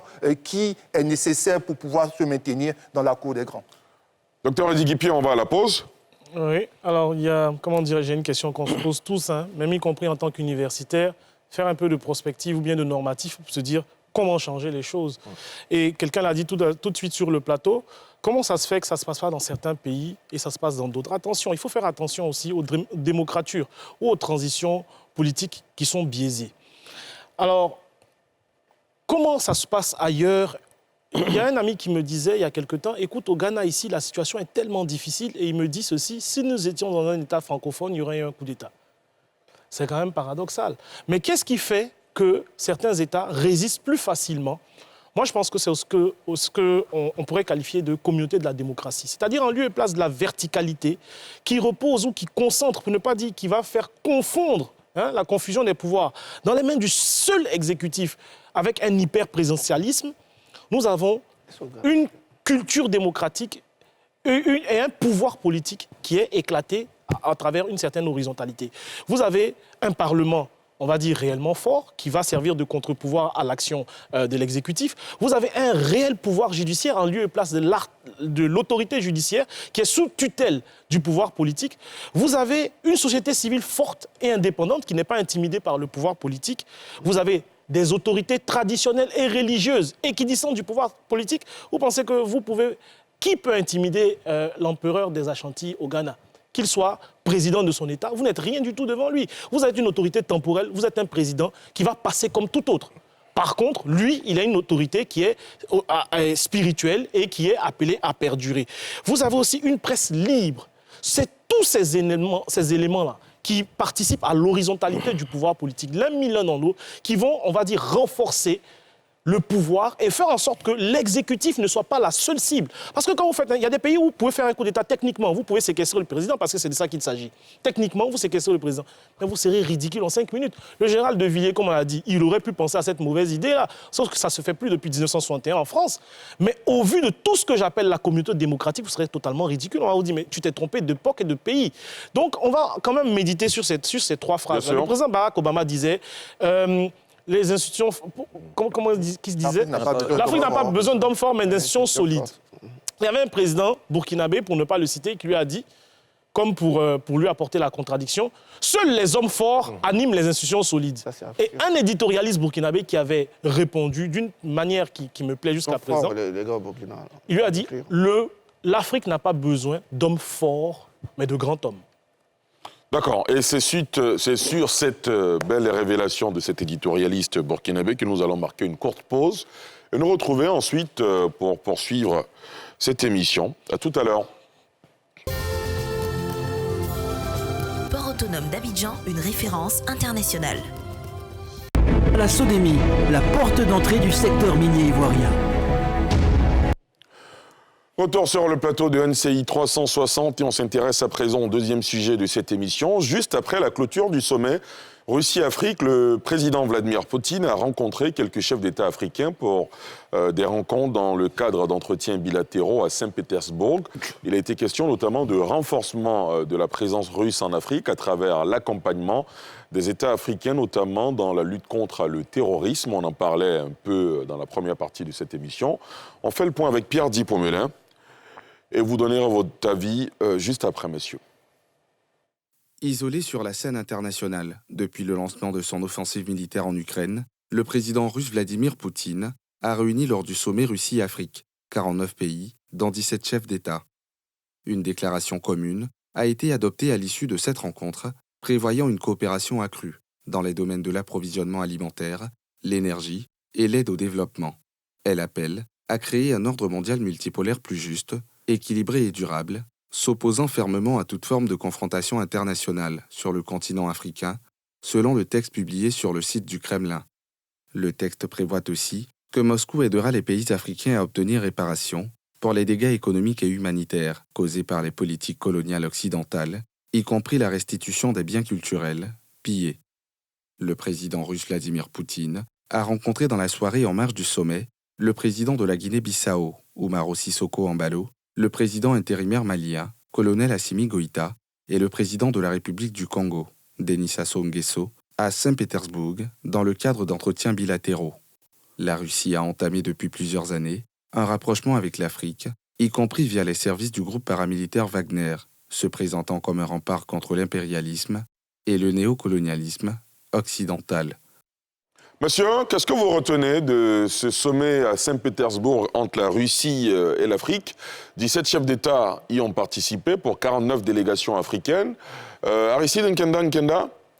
Oui, il faut simplement dire que c'est la deuxième fois que la Russie réunit les pays africains. La question que je me pose, c'est est-ce qu'il y a eu un sommet, par exemple, Europe-Amérique, ou alors Russie-Amérique, Asie? Et comment font-ils pour devenir des dragons asiatiques? Il faut qu'on se réapproprie notre propre regard sur la force du discours dont nous-mêmes sommes porteurs, dont l'Afrique est porteuse. Donc, moi, je pense que nous avons des exemples en Afrique qui montrent qu'on peut être africain, avoir une vision pour l'Afrique, pour son pays, et développer son pays. Nous sommes en Côte d'Ivoire, on voit ce qui se passe en Côte d'Ivoire. On a l'exemple du président Alassane Ouattara, qui, en une décennie, a montré qu'on peut construire 60 ponts, on peut transformer la ville au point où les gens viennent de l'Europe et croient qu'ils sont en Europe. Donc, moi, je n'ai rien contre, puisque ça fait partie du droit international public. Entre les États, c'est la courtoisie. Les gens peuvent avoir des relations bilatérales, multilatérales. C'est normal. Mais lorsque vous arrivez à un sommet et que vous évoquez les questions de mendicité et qu'il y a des joutes entre vous-même, pays africains, ça veut dire qu'il y a une responsabilité à prendre dans la légitimation de la légitimité de prise de la parole publique. On ne parle pas en public n'importe comment. Et entre les États, c'est toujours la courtoisie. Pour finir, je voulais simplement dire que c'est possible qu'en Afrique, on conçoive notre système de management des États, de sorte que nous soyons capables de concevoir une cité qui nous ressemble et une cité qui nous appartient. D'accord, très bien. Messieurs, au cœur de ce sommet, il y a également eu des contradictions. D'un côté, le chef de la transition du Burkina Faso, qui estimait qui a tenu des mots forts, qui disait que nos chefs d'État vont mendier et tout le reste. De l'autre côté, on a eu le président sénégalais, Macky Sall, qui a essayé de policier un peu plus cette approche-là. Comment vous réagissez à ces contradictions-là au cœur de ce sommet, docteur Eddy Guipier? Alors, je vais faire une petite digression et reprendre les propos, peut-être abordés sous une autre forme d'Aristide. En fait, je me pose la question, à quand le sommet, peut-être bientôt, ce sera le sommet, comment dirais-je, Corée-Afrique. On aura un autre sommet, peut-être... Oui, en fait, il y a une multiplicité des sommets d'États. Même si la Fédération de Russie est quand même un État puissant, 17 millions de kilomètres carrés, 145 millions d'habitants, d'États vis-à-vis de l'Afrique. Et moi, ça me gêne. Ça m'a toujours gêné. Poser la question dans un cours à l'université de Bouaké, l'Afrique, acteur, ou du moins sujet ou objet des relations internationales. De se dire qu'à chaque fois, effectivement, et ça répond un peu à votre question, de se dire que c'est parce qu'on n'a pas d'unité de décision, d'unité dans la direction, qu'on va vers un seul acteur afficher nos différences et nos divergences en public. C'est parce qu'on se pense d'abord en objet, c'est-à-dire moi je viens avec mon diamant, moi j'ai du pétrole à donner à X ou à Y. C'est parce que, voilà, c'est parce qu'on ne s'est jamais pensé en acteur, c'est-à-dire en sujet pouvant apporter une sorte d'impulsion, pouvant peser sur les relations internationales, qu'on se déporte de sommet en sommet, du sommet Japon-Afrique, du sommet Turquie-Afrique, qui est le plus récent, en venant proposer nos charmes et nos ressources, en étant dans une culture, effectivement, de la mendicité, de la main tendue. Quand je le dis, c'est-à-dire que l'Afrique se voit comme un gibier, en fait. Et moi, je pense que ça me gêne beaucoup. Donc, moi, pour répondre un peu à la question, je pense qu'on n'a pas d'unité dans la décision.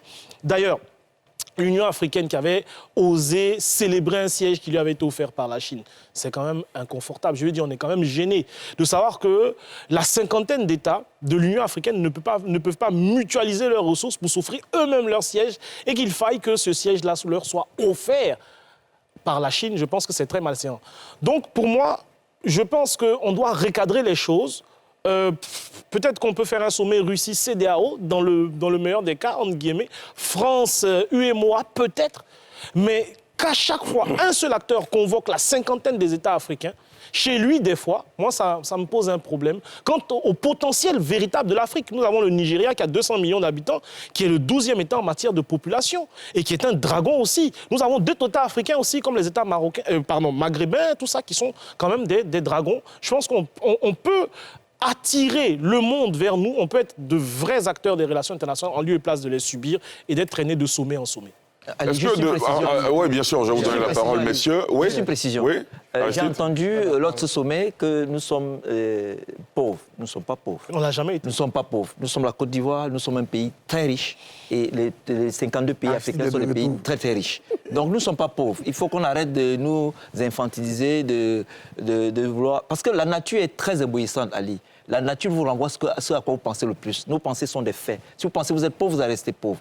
Et je vis en Côte d'Ivoire depuis 30 ans. Nous ne sommes pas un pays pauvre. Nous sommes un pays très très riche. Oui, mais vous me faites penser à un penseur qui dit que la parole est créatrice. Tout ce qu'on dit, évidemment, se crée. Aristide, oui, parmi les 33 pays les moins avancés, les plus pauvres, la majorité... C'est ce qu'on dit, mais nous ne sommes pas pauvres. Africaine. C'est quoi la pauvreté? C'est les biens de banque? Vous parlez des biens de banque? Non, c'est notre débat. Mais c'est quoi la pauvreté? La pauvreté, c'est l'incapacité, par exemple, de se nourrir. Vous pensez qu'on se nourrit pas? Il y a des exceptions. La Côte d'Ivoire, par exemple, est une exception. Monsieur, ça, c'est un autre débat que vous êtes en train d'ouvrir. Alors, la question que je vais me poser, je vais vous donner la parole, ne vous inquiétez pas. Docteur Eddy Guipier a enfoncé une porte ouverte. Est-ce qu'il y a déjà eu un sommet où les États africains se réunissent entre eux pour voir les échanges qu'on peut faire parce que finalement, au lieu d'aller proposer nos potentialités à l'extérieur, aux puissances, on peut commencer à réfléchir et regarder dans la même direction. Oui. Bon, déjà, on le fait tout le temps. Hein, c'est le sommet de l'Union africaine. Au sommet de l'Union africaine, on se réunit tout le temps. Moi, je suis d'accord qu'on doit passer... je dis d'abord, on doit passer d'objet à acteur. Mais je pense que ça, c'est le signe qu'on commence à être des acteurs. Je vais réagir déjà sur 2 points. Le premier, moi, franchement, ça ne me gêne pas qu'on fasse Chine-Afrique, États-Unis, Afrique, Sud-Afrique. Pourquoi ça ne me gêne pas? Parce qu'on veut une Afrique unie. On veut une Afrique seule. Si on veut être l'Union africaine, c'est qu'on doit... Ce qu'on ne réussit pas dans ces sommets, là, je suis d'accord avec toi, c'est que souvent, on n'arrive pas à parler de la même voix. Ça, oui, sur le principe d'un sommet Chine-Afrique, États-Unis, Afrique, moi, je suis d'accord. Parce que c'est là qu'on va construire une diplomatie commune. C'est là qu'on va aborder. Et d'ailleurs, comment ça naît cette idée? C'est la France qui l'a fait naître. En se disant qu'il y a des questions qui sont communes. Par les premiers sommets France-Afrique, c'était France colonie africaine. Il y a des questions qui sont communes à toutes mes colonies. Donc, je vais les traiter en même temps. Colonies. Donc, aujourd'hui, c'est de dire, comme on va au sommet Afrique, non, là, je suis d'accord avec Eddy, il faut qu'on se prépare pour avoir le même discours. Sinon, le fait d'être ensemble dans un sommet, de pouvoir partager en même temps nos idées, d'avoir une diplomatie africaine, moi, je trouve ça très bien. Je trouve ça très bien. Et je suis d'accord avec toi, ça fait, j'ai fait une confidence. Quand je reviens de Montpellier, je vais voir l'ancien ambassadeur de l'Union européenne. Et on parlait parce qu'après, ça a eu le sommet Union européenne, Union africaine. Et je discutais avec lui de la stratégie européenne en Afrique. Mais il m'a posé une colle, il m'a dit, bon, ok, vous finissez, on a fini, il me demande, mais quelle est la stratégie africaine pour l'Europe? C'est là nos questions. C'est ce que Et c'est ce que nous manquons. Le fait qu'il y ait une multiplicité d'acteurs, c'est très bien. Moi, je n'ai pas de souci avec ça. Qui est la Russie, qui est la Chine, la France. Oui. Maintenant, qu'est-ce que nous faisons, nous, Africains? Qu'est-ce qu'on récupère de positif dans ceci? Qu'est-ce qu'on acquiert dans cela? C'est ça la question. Monsieur, revenons au sommet Russie-Afrique. Si, c'est ça. Je vais terminer dessus. Sur le sommet Russie-Afrique, finalement, il y a un paradoxe dans ce sommet. Parce qu'au premier sommet, il y avait près de 40 chefs d'État et de gouvernement. Là, il n'y en a eu que 17. Donc, on a l'impression qu'il y a un paradoxe entre une certaine opinion publique qui peut être majoritairement pro-russe et des décideurs qui, de moins en moins, veulent s'afficher avec la Russie. Voilà. Maintenant, pour terminer sur le point, moi, je n'ai aucun problème là-dessus, qu'on ait des relations avec la Russie. La Russie, c'est un grand pays. On ne peut pas construire le monde sans la Russie. Donc, l'Afrique doit utiliser sa diplomatie pour son développement. Et dans les acteurs avec lesquels on doit parler, il y a la Russie. Maintenant, parler de quoi? De quelle façon? Comment se prémunir des rivalités? Ça, c'est des questions que nous pouvons nous poser. D'accord. Messieurs, au cœur de ce sommet, une annonce forte du président de la Russie, Vladimir Poutine, a annoncé offrir plusieurs milliers de tonnes de céréales aux pays africains, à 6 pays notamment. Comment vous réagissez, Geoffroy Kouao? Oui, je voudrais dire que ce sommet se tient dans un double contexte. Le contexte de la guerre en Ukraine et le contexte de l'offensive militaire dans certains pays africains, c'est-à-dire l'offensive russe. Et donc ce sommet permet à Vladimir Poutine de tisser de nouvelles alliances après avoir été abandonné par l'Occident. Mais en retour, les chefs d'État africains, les États africains vont chercher un renfort militaire pour stabiliser leur régime, voire leurs États, mais surtout régler des problématiques alimentaires. Vous avez parlé, par exemple, la question des céréales. Vladimir Poutine dit, bon, écoutez, moi, je vous les offre. Dans tous les cas de figure, quand on fait une analyse au niveau mondial, on est maintenant dans un monde tripolaire, avec 3 grandes puissances. Les États-Unis, la Chine et la Russie. Et chacune des puissances avance son pion. La Chine avance avec ce qu'on appelle le soft power, avec une diplomatie extrêmement douce, avec une politique économique et autres pour choses. Alors que la Russie va avec ce qu'on appelle le hard power. Vous voyez, c'est-à-dire une diplomatie un peu plus chose. Mais ce qu'il faut remarquer dans cette nouvelle configuration mondiale, c'est en même temps le déclin d'une puissance qui était présente en Afrique, la France. Tout à l'heure, on parlait lors de la première partie. Tout cela se fait au détriment de la France parce que, en fait, la France ne fait plus peur. La France n'est plus une grande puissance. La France est une puissance moyenne au niveau mondial qui ne peut pas rivaliser avec la Russie, qui ne peut pas rivaliser avec la Chine, qui ne peut pas rivaliser avec les États-Unis. Et l'élément symptomatique de la décadence de la France, c'est pendant la crise de la Covid. La France est le seul pays du Conseil de sécurité à ne pas trouver de vaccin. Le pays de Louis Pasteur. Ça veut dire quoi? Que l'intelligentsia française est en train de disparaître. Et cela, les Russes le savent très bien et essaient d'en profiter.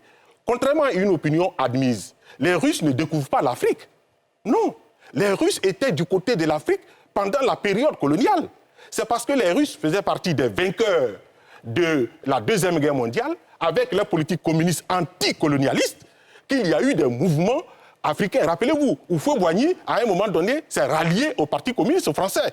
Donc les communistes ont permis, n'est-ce pas, à l'Afrique de retrouver son indépendance. Et on le voit bien, dans les années 70, contre le Portugal et contre l'Espagne, les pays, et surtout en Afrique du Sud, c'est le soutien de la Russie qui a permis aux pays africains, lusophones, hispaniques et autres, d'accéder à l'indépendance en leur fournissant les moyens de lutte. Donc, la Russie est un partenaire historique de l'Afrique qui, aujourd'hui, avec le nouvel ordre mondial, essaie, avec un nouvel instrument qui est Wagner, de pénétrer. Mais ce n'est pas seulement Wagner, parce que sur le plan économique, la Russie est présente, avec des grands groupes comme Rusal, comme Gazprom, qui sont là, par exemple, en Guinée, pour exploiter les choses, la bauxite de Guinée. Ils sont, par exemple, en Égypte, et même dans le nucléaire, dans le nucléaire, Rosatom. Et donc, c'est réducteur de dire que la Russie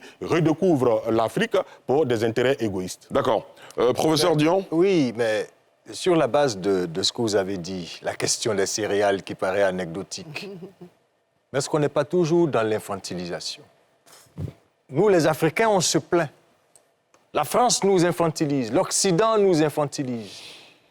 On se retrouve en Russie, un chef d'État qui a pratiquement bloqué tous les ports qui permettaient au pays de s'approvisionner en payant, pas en mendiant, en payant.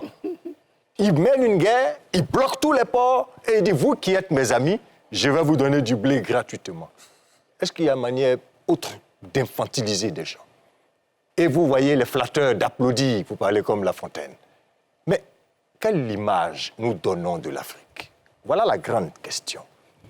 On est dans un triangle, le triangle de Cartman, le triangle dramatique, où il y a le persécuteur, le sauveur et la victime. L'Afrique est dans la logique de la victime qui est persécutée et qui a besoin d'un sauveur. Poutine apparaît comme le sauveur. Je suis de votre côté. L'Occident vous persécute. C'est moi qui peux vous sauver. Mais dans le triangle de Cartman, le sauveur, à un moment donné, lui-même devient persécuteur. Parce qu'après, quand vous voulez vous en débarrasser, il vous rappelle que c'est lui qui vous a sauvé dans telle situation et il prend la place du persécuteur. Aujourd'hui, pour ne pas faire de digression en Centrafrique, vous pensez que Touadéra, c'est ça son nom, est capable de dire aujourd'hui à Wagner et à la Russie, j'ai fait mes 2 mandats, je m'en vais? il est otage de Wagner. Il est otage de tout ce qui est transactions économiques et il va modifier les constitutions de telle sorte qu'il soit là tant qu'il fera l'affaire de la Russie et de Wagner. Idem pour les pays où il y a eu des coups d'État. On a cité tout à l'heure des présidents qui ont fait des putschs et qui commencent petit à petit à troquer le treillis contre la veste.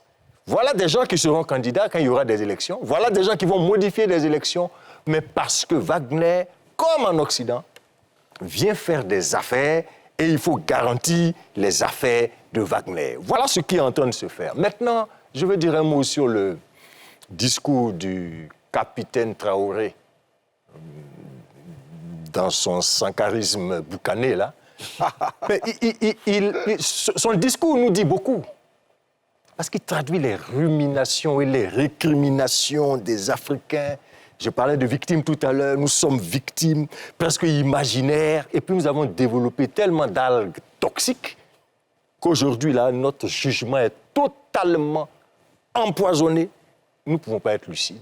On n'a plus de dignité. Alors, il n'y a plus de dignité. Voilà en quoi ça s'est traduit. Il dit en substance que sa génération s'interroge. Comment se fait-il que l'Afrique, qui est un continent si riche, soit aussi pauvre en termes d'infrastructures, en termes d'environnement qui puisse favoriser l'essor de la jeunesse, par exemple? S'il ne faisait que s'interroger, et s'il ne faisait que nous interroger, nous, Africains, pour qu'ensemble, on puisse trouver des réponses, ça aurait un sens.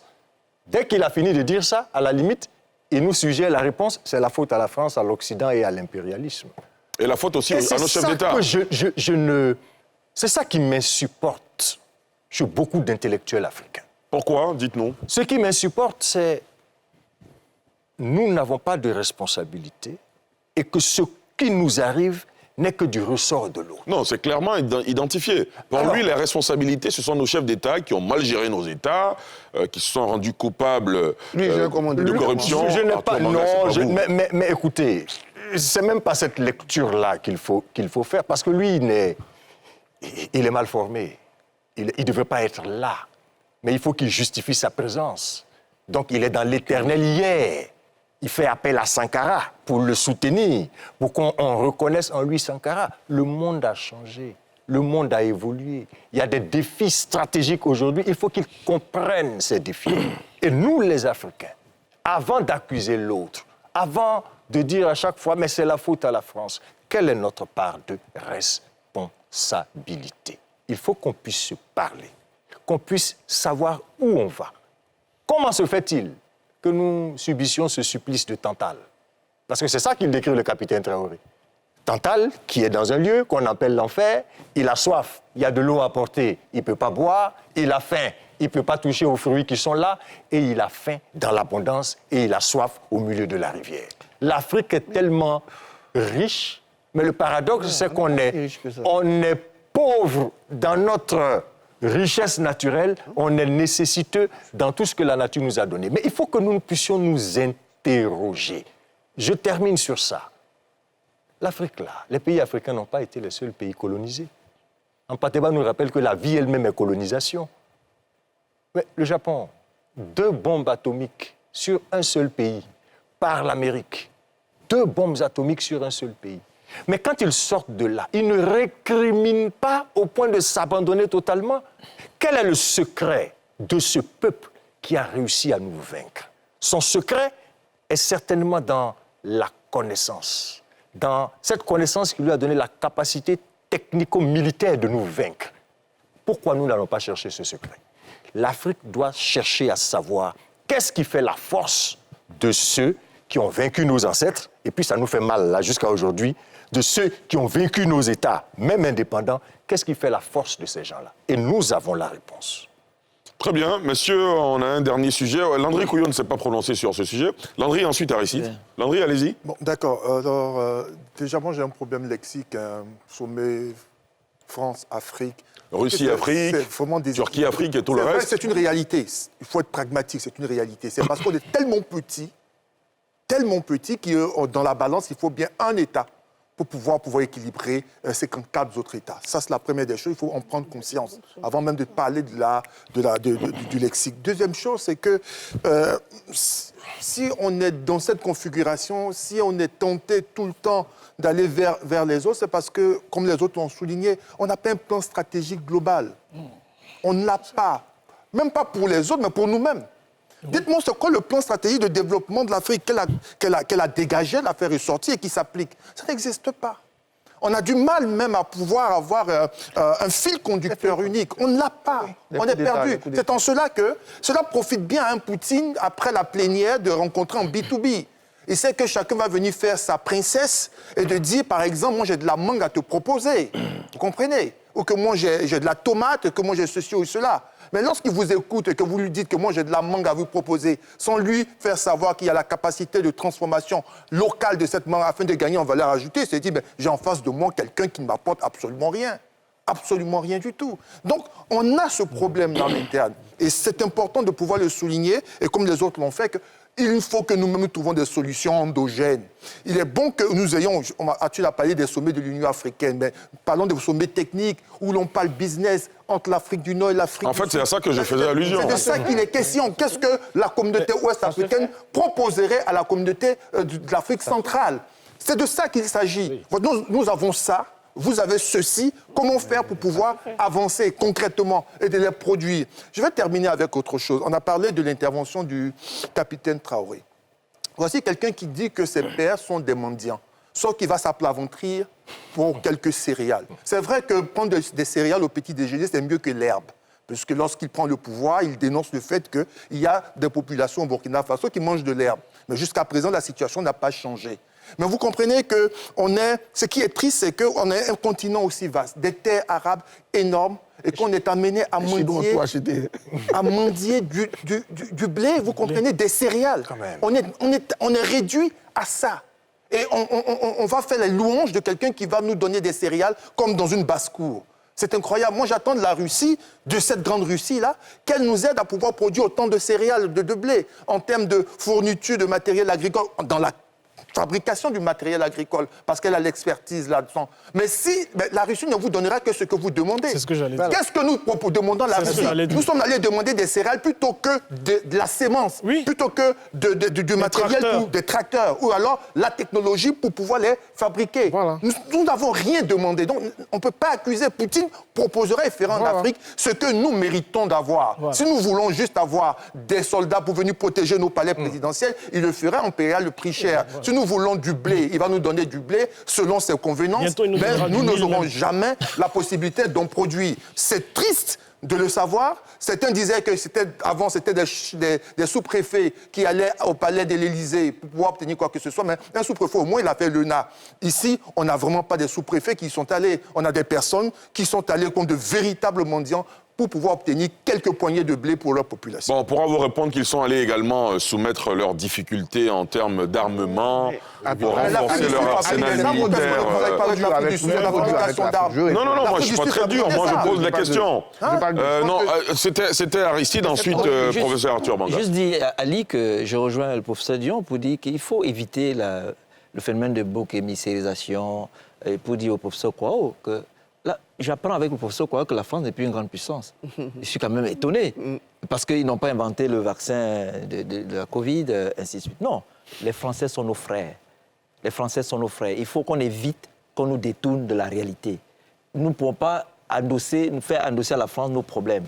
Si nous avons des dirigeants qui sont capables d'avoir une vision et de nous transporter d'un point A à un point B pour le bonheur des populations, c'est possible, ça existe en Afrique. J'ai d'ailleurs donné l'exemple tout à l'heure du président Ouattara avec ce qu'il a fait. Donc, vous ne pouvez pas accuser la France. La France ne peut pas être la source de nos problèmes. Et j'insiste, je l'ai déjà dit sur ce plateau, les Français sont nos frères. Ali. Non, je n'accuse pas la France. Oui, professeur Arthur Banga, d'accord. Non, moi je veux dire quand même, il ne faut pas être trop dur aussi. Il ne faut pas être trop dur. La diplomatie, c'est un outil de développement. Et c'est un outil de développement qui peut s'exprimer dans des sommets. Voilà. Et aller à un sommet, malheureusement, je pense, et je suis d'accord avec vous, je l'ai dit, on ne le prépare pas assez. Si il y a des sommets, il y a un sommet tout récemment de l'Union européenne et l'ALENA pour signer des accords de libre-échange. Ben voilà. Ils préparent un sommet Union européenne. C'est pas un pays de l'Union européenne avec l'ALENA. Pardon? Je dis, c'est Mais pas nous, un sur pays le Union sommet européenne. Union européenne, Union africaine, où à la fin, on a eu des investissements de plus de 2 millions de dollars en termes d'infrastructures.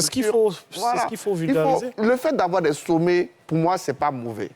Le fait d'avoir des partenaires qui se multiplient, qui s'intéressent à l'Afrique, ça nous remet même pas. L'Afrique a toujours été un enjeu. Je dis toujours, sans l'Afrique, il n'y a pas de mondialisation.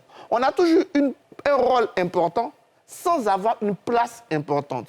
Aujourd'hui, faisons en sorte que dans cette nouvelle rivalité, qu'on soit au-delà d'un objet, un acteur, qu'on ait la place qui égale à notre rôle. Pourquoi je donne un exemple. On va vous dire, par exemple, que l'Afrique pèse 2% du commerce mondial. Sarkozy avait 10, voilà. 8,5. 2% du commerce mondial. Pourquoi? Prenez la tonne de cacao. La tonne de cacao ne fait pas un iPhone. Sauf que quand on pèse en valeur monétaire. Donc, un seul iPhone nous fait une tonne de cacao. Ça ne traduit pas la réalité de l'importance de la tonne du cacao. Il faut que nous, on puisse travailler pour qu'on puisse avoir cette importance-là. C'est ça qui nous manque.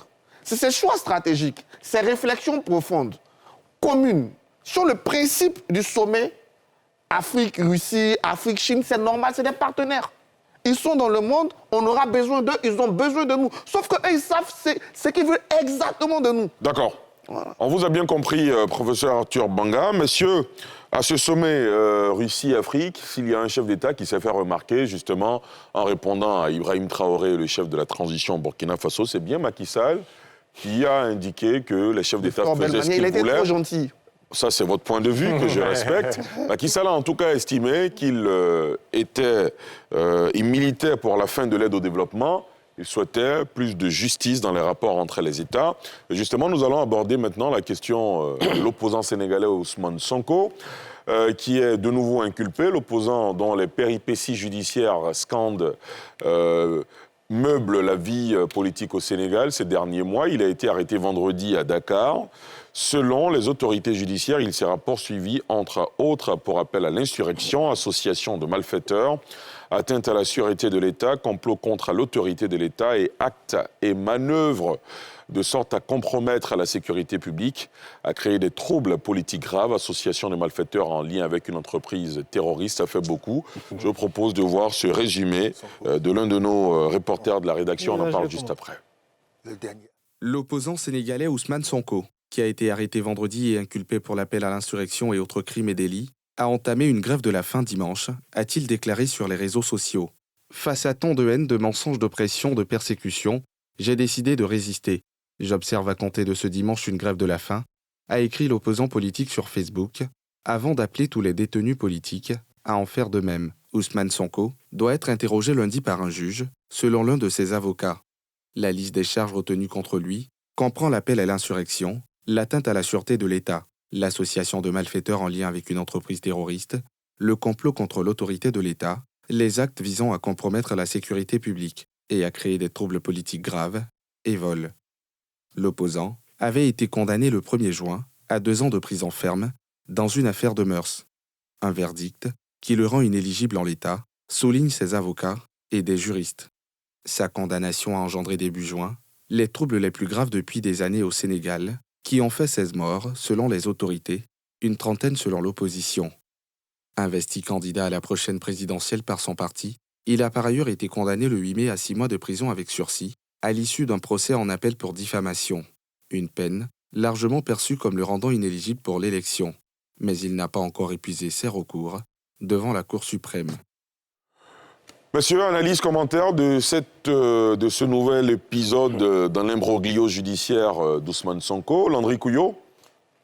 Sonko, franchement, pour ce dernier épisode, je ne comprends pas. Vous savez, quand on veut se hisser à la magistrature suprême, c'est vrai qu'on peut connaître des moments de harcèlement, mais il ne faudrait pas prêter le flanc. La maîtrise de soi, c'est une qualité aussi, vous comprenez.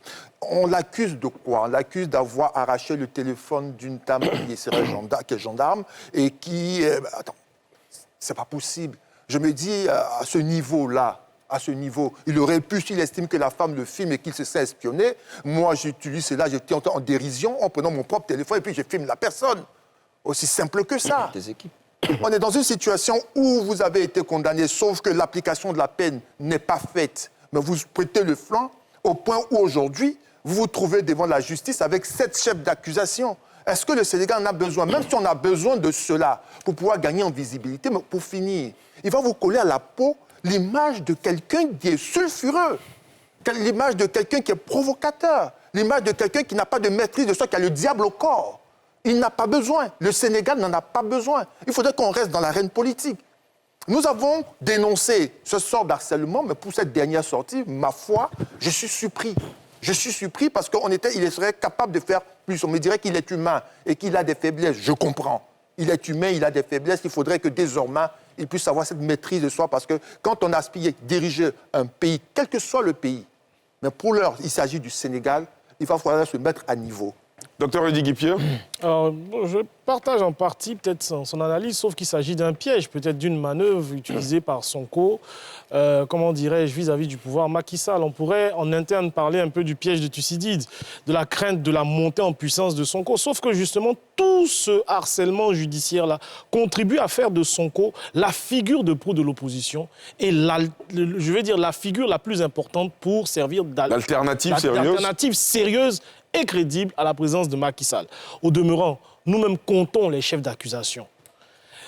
Génériques, des fois même sulfureux aussi, hein, entreprise avec, en liaison avec une entreprise terroriste. Bon, je veux dire, c'est quand même superfétatoire pour quelqu'un qui fait la politique sans être mêlé à quelques mouvements séditieux ou terroristes. Donc, effectivement, je pense que c'est le pouvoir. Pour moi, la charge incombe, on va dire, au pouvoir Macky Sall qui n'a qu'à laisser Sonko qui, je veux dire, au niveau de l'opposition, ils sont déjà plusieurs. Si on le laisse déjà manœuvrer tout seul, ce sera quand même compliqué. Mais quand on va dire, on diligente, on déchaîne l'action judiciaire vis-à-vis de sa seule personne, on le grandit plus qu'autre chose. Et je pense qu'il a bien compris Sonko. Donc il fait de sa personne parce qu'il appelle même à la mobilisation. Il appelle à la mobilisation. Donc c'est un face-à-face direct, non pas entre une opposition coalisée et le pouvoir de Macky Sall, mais entre Sonko et Macky Sall, à l'avantage de qui? C'est aux Sénégalais de nous le dire. Allez-y, vous avez pris la parole sans que je vous la donne. Allez-y. Je veux quand même, avant de venir sur le fond, je veux quand même dire que la stratégie Sonko est quand même risquée. Elle est quand même risquée parce que auprès des masses, de certains jeunes, oui, ça peut payer. Mais attention, le Sénégal, c'est un pays plus profond, plus traditionnel, plus calme. Et moi, j'ai entendu des gens qui parlaient bien de Sonko, mais sur une succession d'actions, appeler l'armée à se rebeller, dire à des policiers, vous êtes des policiers de Macky Sall. Ça tape pas dans... Regardez Laurent Gbagbo. Prenez les photos de Laurent Gbagbo avant 1995. Il avait des cheveux. C'est quoi le lien? Vous nous ramenez très loin dans le temps. Quand il s'est senti présidentiable, il a coupé ses cheveux. Il a enlevé son Gbagbo, là, il l'a jeté. Parce qu'il doit être président. Sonko peut être président. Qu'il commence à se comporter en président. Qui commence à se mettre au-dessus de la mêlée, pour se mettre au niveau de Macky Sall même à la limite. Moi, je pense que ça va l'aider. Aujourd'hui, c'est quelqu'un qui écrit bien, mais on ne fait même pas attention à ses écrits. On regarde ses appels à la manifestation. Non, il faut qu'il prenne de la hauteur. Il peut être président. C'est le potentiel président du Sénégal, qui est un pays important. Donc, c'est un monsieur important pour toute l'Afrique de l'Ouest. Il faut qu'il comprenne que dans moins d'un an, il peut avoir le destin du Sénégal et donc de l'Afrique de l'Ouest entre ses mains.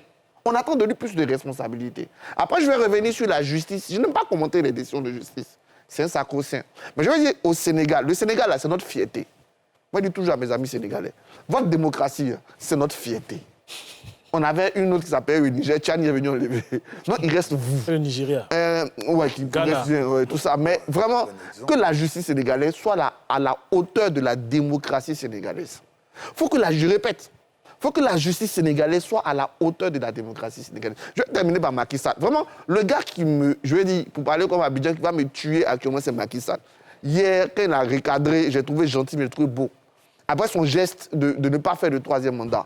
Tout ça, c'est tellement beau, c'est tellement élégant que, Monsieur le Président, n'entachez pas votre sortie avec ces histoires-là.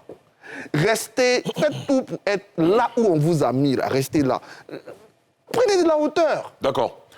Geoffroy Gwao. Oui, je vais répondre à Tubanga qui dit que le Sénégal est une fierté. Non, c'est une lecture à relativiser.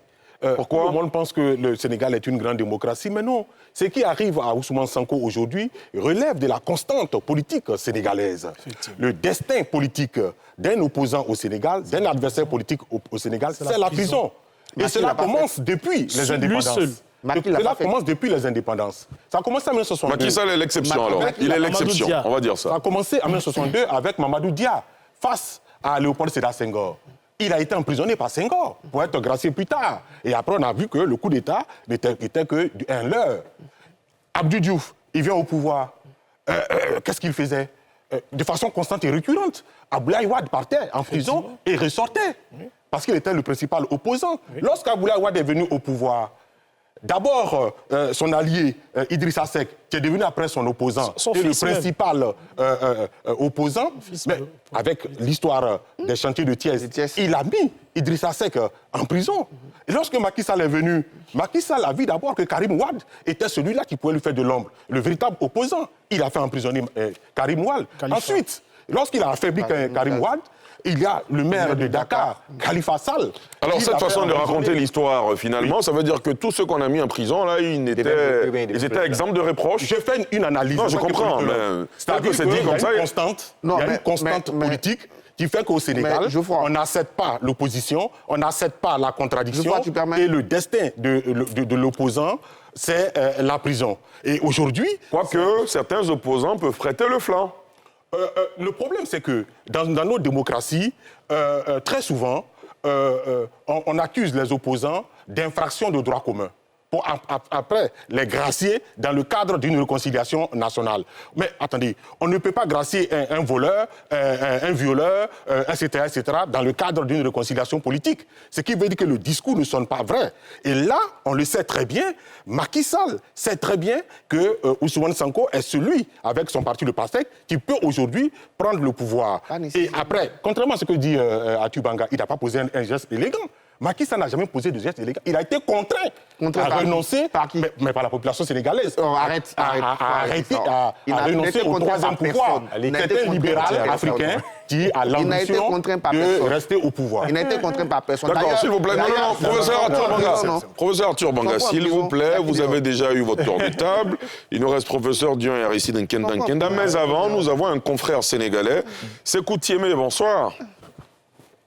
Oui, bonsoir. Alors, Sékou Tiémé, est-ce que vous pensez que Ousmane Sonko a des chances de sortir de prison ou c'est définitivement plié pour la prochaine présidentielle de 2024 ? C'est une situation très compliquée, très complexe et très délicate. Puisque, tout simplement, déjà, ces avocats semblent être pessimistes, disant que Ousmane Sonko, qui sera présenté lundi au juge, et ces juges devraient le placer sous mandat de dépôt. De l'autre côté, il y a ces membres de l'opposition qui est autour de ce qu'ils ont appelé la conférence des leaders de l'opposition. Ils ont d'abord condamné cette arrestation et ils avancent que cette arrestation est une façon pour le pouvoir d'empêcher la sérieuse candidature de Ousmane Sonko à la présidentielle de 2024. Et de l'autre côté, il faut juste rappeler qu'Ousmane Sonko a démarré une grève de la faim. Et il a par la suite demandé à tous les détenus politiques de le suivre dans cette stratégie. Et donc, pour répondre à votre question, il y a un problème qui pourrait se poser concernant la candidature de Ousmane Sonko. S'il sera placé sous mandat de dépôt, ça veut dire tout simplement que sa candidature à la présidentielle de 2024 risque d'être sérieusement hypothéquée. Voilà, en gros, moi, ma lecture de cette situation. Merci beaucoup, Sékou Tiémé. Je rappelle que vous êtes journaliste et rédacteur en chef de 7TV à Dakar, au Sénégal. Merci infiniment de cette correspondance qui nous éclaire un tout petit peu plus sur la situation d'Ousmane Sonko. Professeur Dion, on termine avec Aristide Nkenda. Le Sénégal est notre fierté. Je réaffirme cette vérité fondamentale. Très bien. Au Sénégal, il y a de la profondeur, il y a de la hauteur, il y a de la qualité.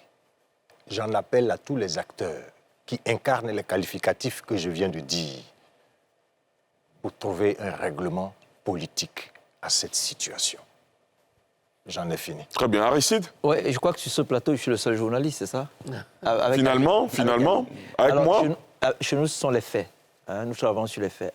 Les historiens aussi. Oui, sur les faits. Oui. Mais nous, on le réclame un peu plus. Professeur Kwao, Ousmane Sanko, pourquoi est-ce qu'on l'arrête là, cette fois-ci? Parce que, dit-on, il a arraché le téléphone d'une... Ce que la justice sénégalaise a qualifié de vol. Hein. De vol. Oui, Il pose l'acte. Et je crois que Landry l'a dit. Si vous voulez être président de la République, vous devez faire acte leadership, vous devez être assez calme pour pouvoir ne pas lutter, ne pas céder aux provocations. Donc, et puis, je crois que Arthur l'a dit, il faut laisser la justice, il y a séparation de pouvoir, il faut laisser la justice faire son travail.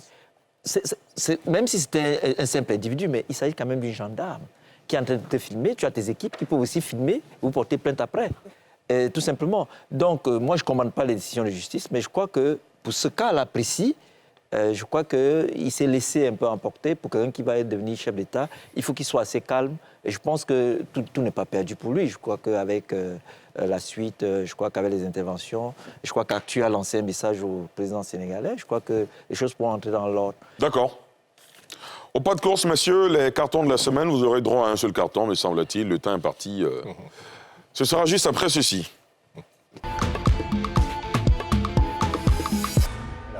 Alors, je vous donne le ton. Carton vert à professeur Arthur Banga, qui est devenu professeur cette semaine. Comment ça s'est passé, rapidement?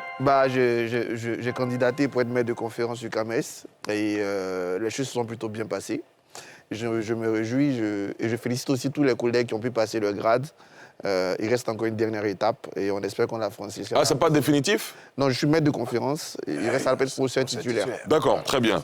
En tout cas, félicitations. Merci. Carton vert à vous. Merci. On commence avec vous, d'ailleurs. Vous avez... D'accord, donc je l'ai dit à tous les collègues qui ont...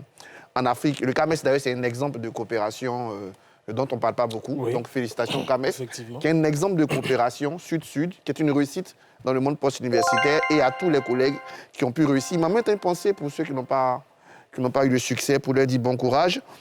Un autre carton vert au préfet du Guémon, qui a organisé une série d'activités pour renforcer les liens entre la population et les forces de sécurité, ce qui est très important. Très bien. Voilà. Et mon dernier pour une organisation de jeunesse, le Sénat des jeunes de Côte d'Ivoire, notamment sa section Oussa-Sandra. Merci beaucoup, professeur Dion. Carton vert à Sylvie Touré, conseillère du Premier ministre. C'est cela, exactement. Qui a eu son master conseillère en communication. En diplomatie, protocole et relations internationales. C'est une de nos consoeurs, brillante consoeur. Brillante et qui a été encadrée par un certain Arthur Banga. C'est cela. Qui devient maître de conférence. Tout à fait. Félicitations à Arthur Banga. Merci beaucoup. Et ce dernier carton vert, Ali, j'ai un ami qui a vu toute sa vie partir en fumée parce qu'il a été accusé de quelque chose qu'il n'a pas fait sur les réseaux sociaux. Il a perdu son boulot, il a perdu sa famille. Voilà. À partir de là, c'est un combat personnel pour moi lorsque des gens viennent accuser des citoyens ou des personnalités sans preuve sur les réseaux sociaux. Le général Apallo, commandant supérieur de la gendarmerie. Ce carton vert, c'est mon soutien à cet homme qui a été vilipendé sur les réseaux sociaux, qui a été accusé sans preuve. Et je voudrais lui dire ici, et ce n'est pas un général que je vais demander de rester droit dans ses bottes, mais que nous le soutenons, qu'il reste fixé sur son objectif et que toutes les fois que ce soit lui ou bien toute autre personne ou toute autre personnalité seront attaquées, mais tant que nous pouvons réagir, nous le ferons. Carton vert au général Apallo. Merci beaucoup, Aristide. Oui, une série de personnes. Hein. Très rapidement. Sylvie Touré l'a dit, Arthur Banga, et à toi, Ali, pour ta graduation à HEC. Ah, merci. Et surtout au président de la République. Et surtout, oui, absolument, pour tout ce qu'il fait. Et surtout, ce carton vert au directeur général de l'AGEROUTE, Fabrice Koulibaly, qui a lancé une série de travaux d'aménagement, d'entretien des routes. Il était le week-end, en fin de week-end dans le Tchologo. Et véritablement, carton vert à toute cette jeunesse. Très bien. Et je voulais dire aux populations ivoiriennes de dire merci au président de la République. Et vous savez quand est-ce que vous allez lui dire merci? C'est pour bientôt. Il faut pouvoir lui dire merci pour tout ce qu'il fait. On vous a compris, Aristide. Landry Couillot, pour l'instant, est le seul qui brandit un carton rouge. Rouge. Je m'inquiète. Oh, attention.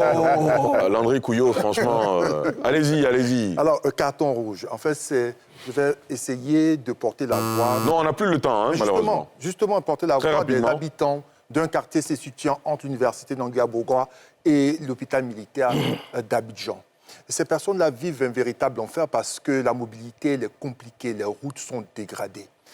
Et curieusement, il y vit un adjoint au maire de la commune dans laquelle se trouve ce quartier et qui emprunte une voie détournée, qui n'est pas accessible à tout le monde, à l'effet de pouvoir tranquillement entrer chez lui. Alors, je voudrais que dans cette période électorale, l'on puisse mener ces actions opportunistes à l'effet de pouvoir permettre à ses habitants... D'accord, on prendra attache avec vous pour réaliser un reportage pour montrer la situation des populations dans ce quartier. Mon autre carton rouge à tous les candidats qui préparent et qui portent un discours qui différencie les autochtones des allogènes. Et pourtant, la population qui va voter est une population qui se veut être citoyenne et ivoirienne. Et il est dangereux d'en faire la différenciation à l'effet de se constituer un certain électorat et dont les conséquences risquaient d'être des guerres, des conflits communautaires irréparables. Notre pays a besoin d'avoir des élections apaisées. Bien sûr. Docteur Eddy Guipier. Bon, carton vert, on va rester un peu dans cette bulle verte de félicitations et de congratulations. Nous sommes dans une période qui est avant la période de l'indépendance, donc c'est les distinctions, les médailles qui sont remises. Carton vert déjà à mademoiselle Kra Ndri Ange Victoire, qui est une enfant de troupe de l'EMPT, qui est en train de rafler tous les prix et qui, sous mes yeux, à l'état-major général des armées, a été décorée de la médaille des armées échelon argent. Ça permet de réorienter, de voir un peu comment dirais-je, ce qu'il faut mettre en amont, en exergue, en lieu et place de cette société déliquescente dans laquelle des tonneaux vides deviennent des influenceurs, entre guillemets. Et puis, bien entendu, pour ce qui concerne, on va dire, les relations renforcées entre le domaine des armées et les universités, il y a eu aussi une distinction qui a été effectuée. Plusieurs collègues qui sont familiers de votre plateau d'ailleurs, qui ont été décorés de la médaille d'argent. Il s'agit des docteurs Naï Prégnon, de docteur Tawa Neton, qui est familier aussi de votre plateau, et de docteur Conan, Eric, et puis bon, bien sûr, carton vert à mon ami Arthur Banga, qui jouit maintenant de ce grade de maître de conférence, en espérant qu'il puisse épouser très bientôt les habits de son grade. D'accord. Sous d'option, on aurait parlé de statut visé. On a bien compris. Merci beaucoup. Geoffroy Coron, on termine avec vous. D'abord, félicitations, félicitations au jeune frère Arthur Banga. Tu connais très bien, tu sais très bien l'admiration que j'ai pour toi. Bonne continuation. Dieu est dans l'action, Dieu est dans le mouvement. Deuxième carton, il y a des cartons. En fait, c'est pour souhaiter une bonne chance. Vous savez, c'est la période des concours administratifs. C'est cela. L'ENA, l'INFEJ, l'INFAS, le CAFOP, etc. C'est pour souhaiter bonne chance à tous les auditeurs candidats, n'est-ce pas, à ces concours, parce que seul le travail valorise le statut de l'adulte. Bien sûr. Monsieur, un carton vert à toutes ces téléspectatrices et téléspectateurs, j'y arrive, qui nous suivent, qui sont les inconditionnels de cette émission. Merci à vous de nous avoir suivis encore ce soir. Rendez-vous dimanche prochain pour un autre numéro de NCI 360, toujours au cœur de l'actualité d'ici et d'ailleurs. Excellente soirée sur la nouvelle chaîne ivoirienne.